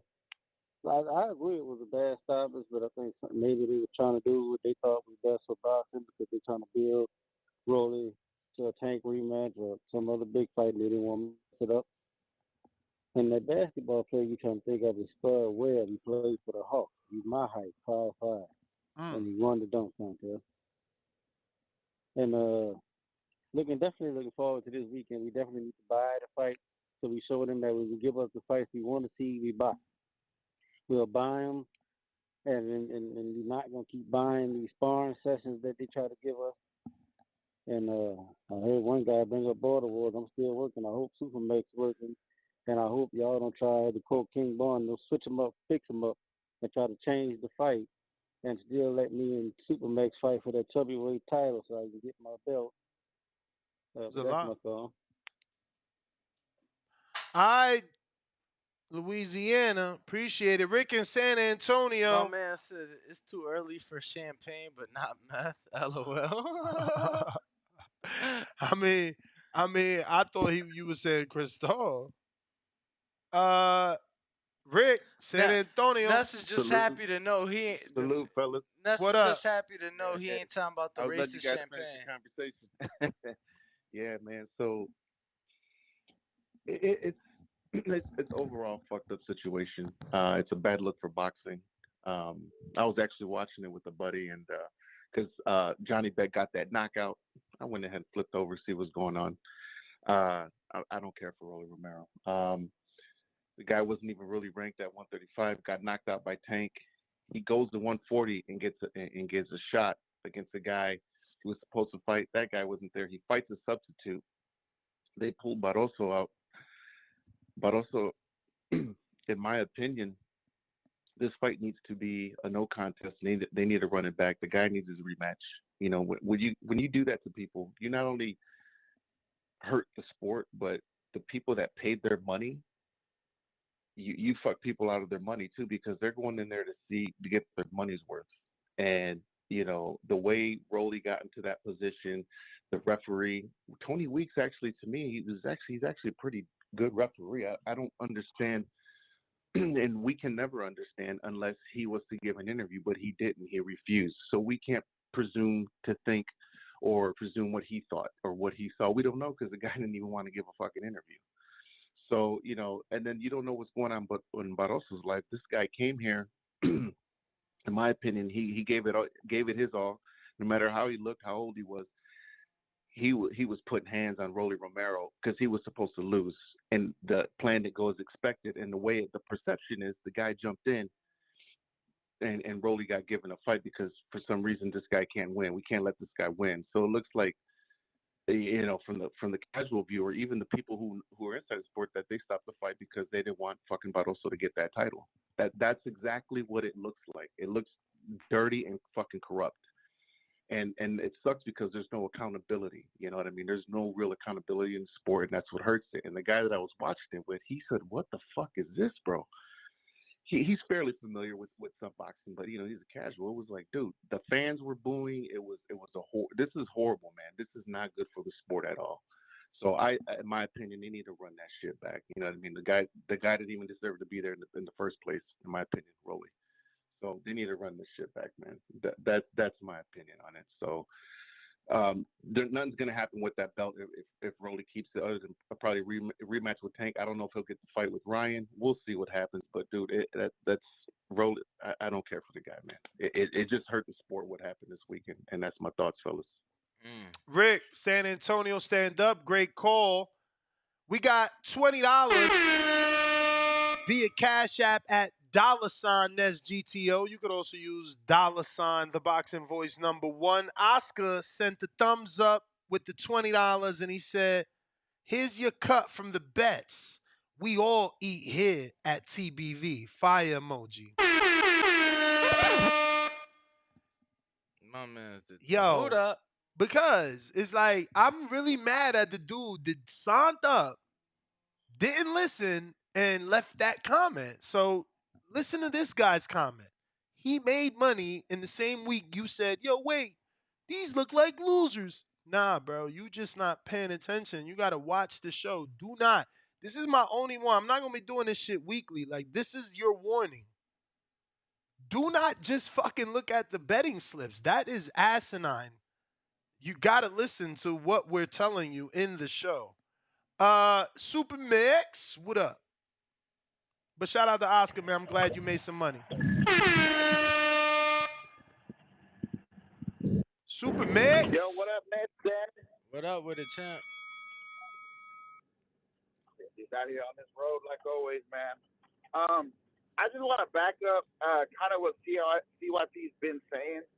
Nobody's saying that Rolly wasn't down. What he's saying is the tide had started to shift. It was, from the 6th round on, Rolly was taking over.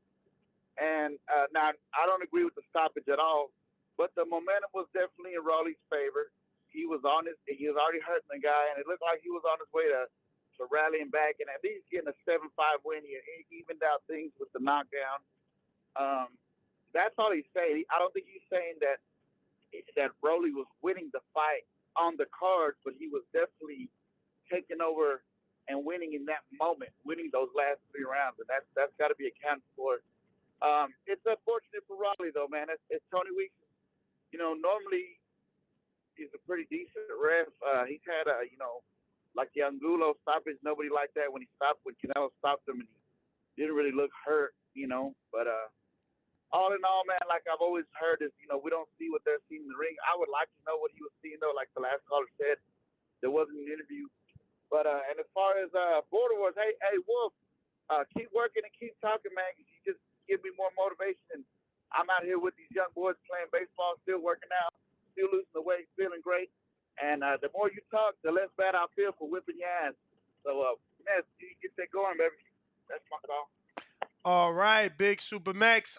We got a gang of callers on there. If you haven't pressed 1, you about to be left in the dust. Right now, we're at 168,943. So we need about another 60, 70 subscribers to get to 169. But we're really trying to get to 170. Like I said, I wanted to skip past 169. You know what I mean? So it's time for you guys to do your thing and subscribe if you haven't already done so. Hit that notification bell so you get notified. We're going live again after this at 10:30 for YouTube members Untitled, where we sit back, relax, and talk anything other than boxing, but you are obviously able to recommend whatever subject or topic you want discussed on Untitled at 10:30 a.m. on YouTube members. That episode would be uploaded to Patreon for all our Patreons to listen to over there as well. Right now, I got a couple of super chats I need to get to. Looks like we got Julio Guzman.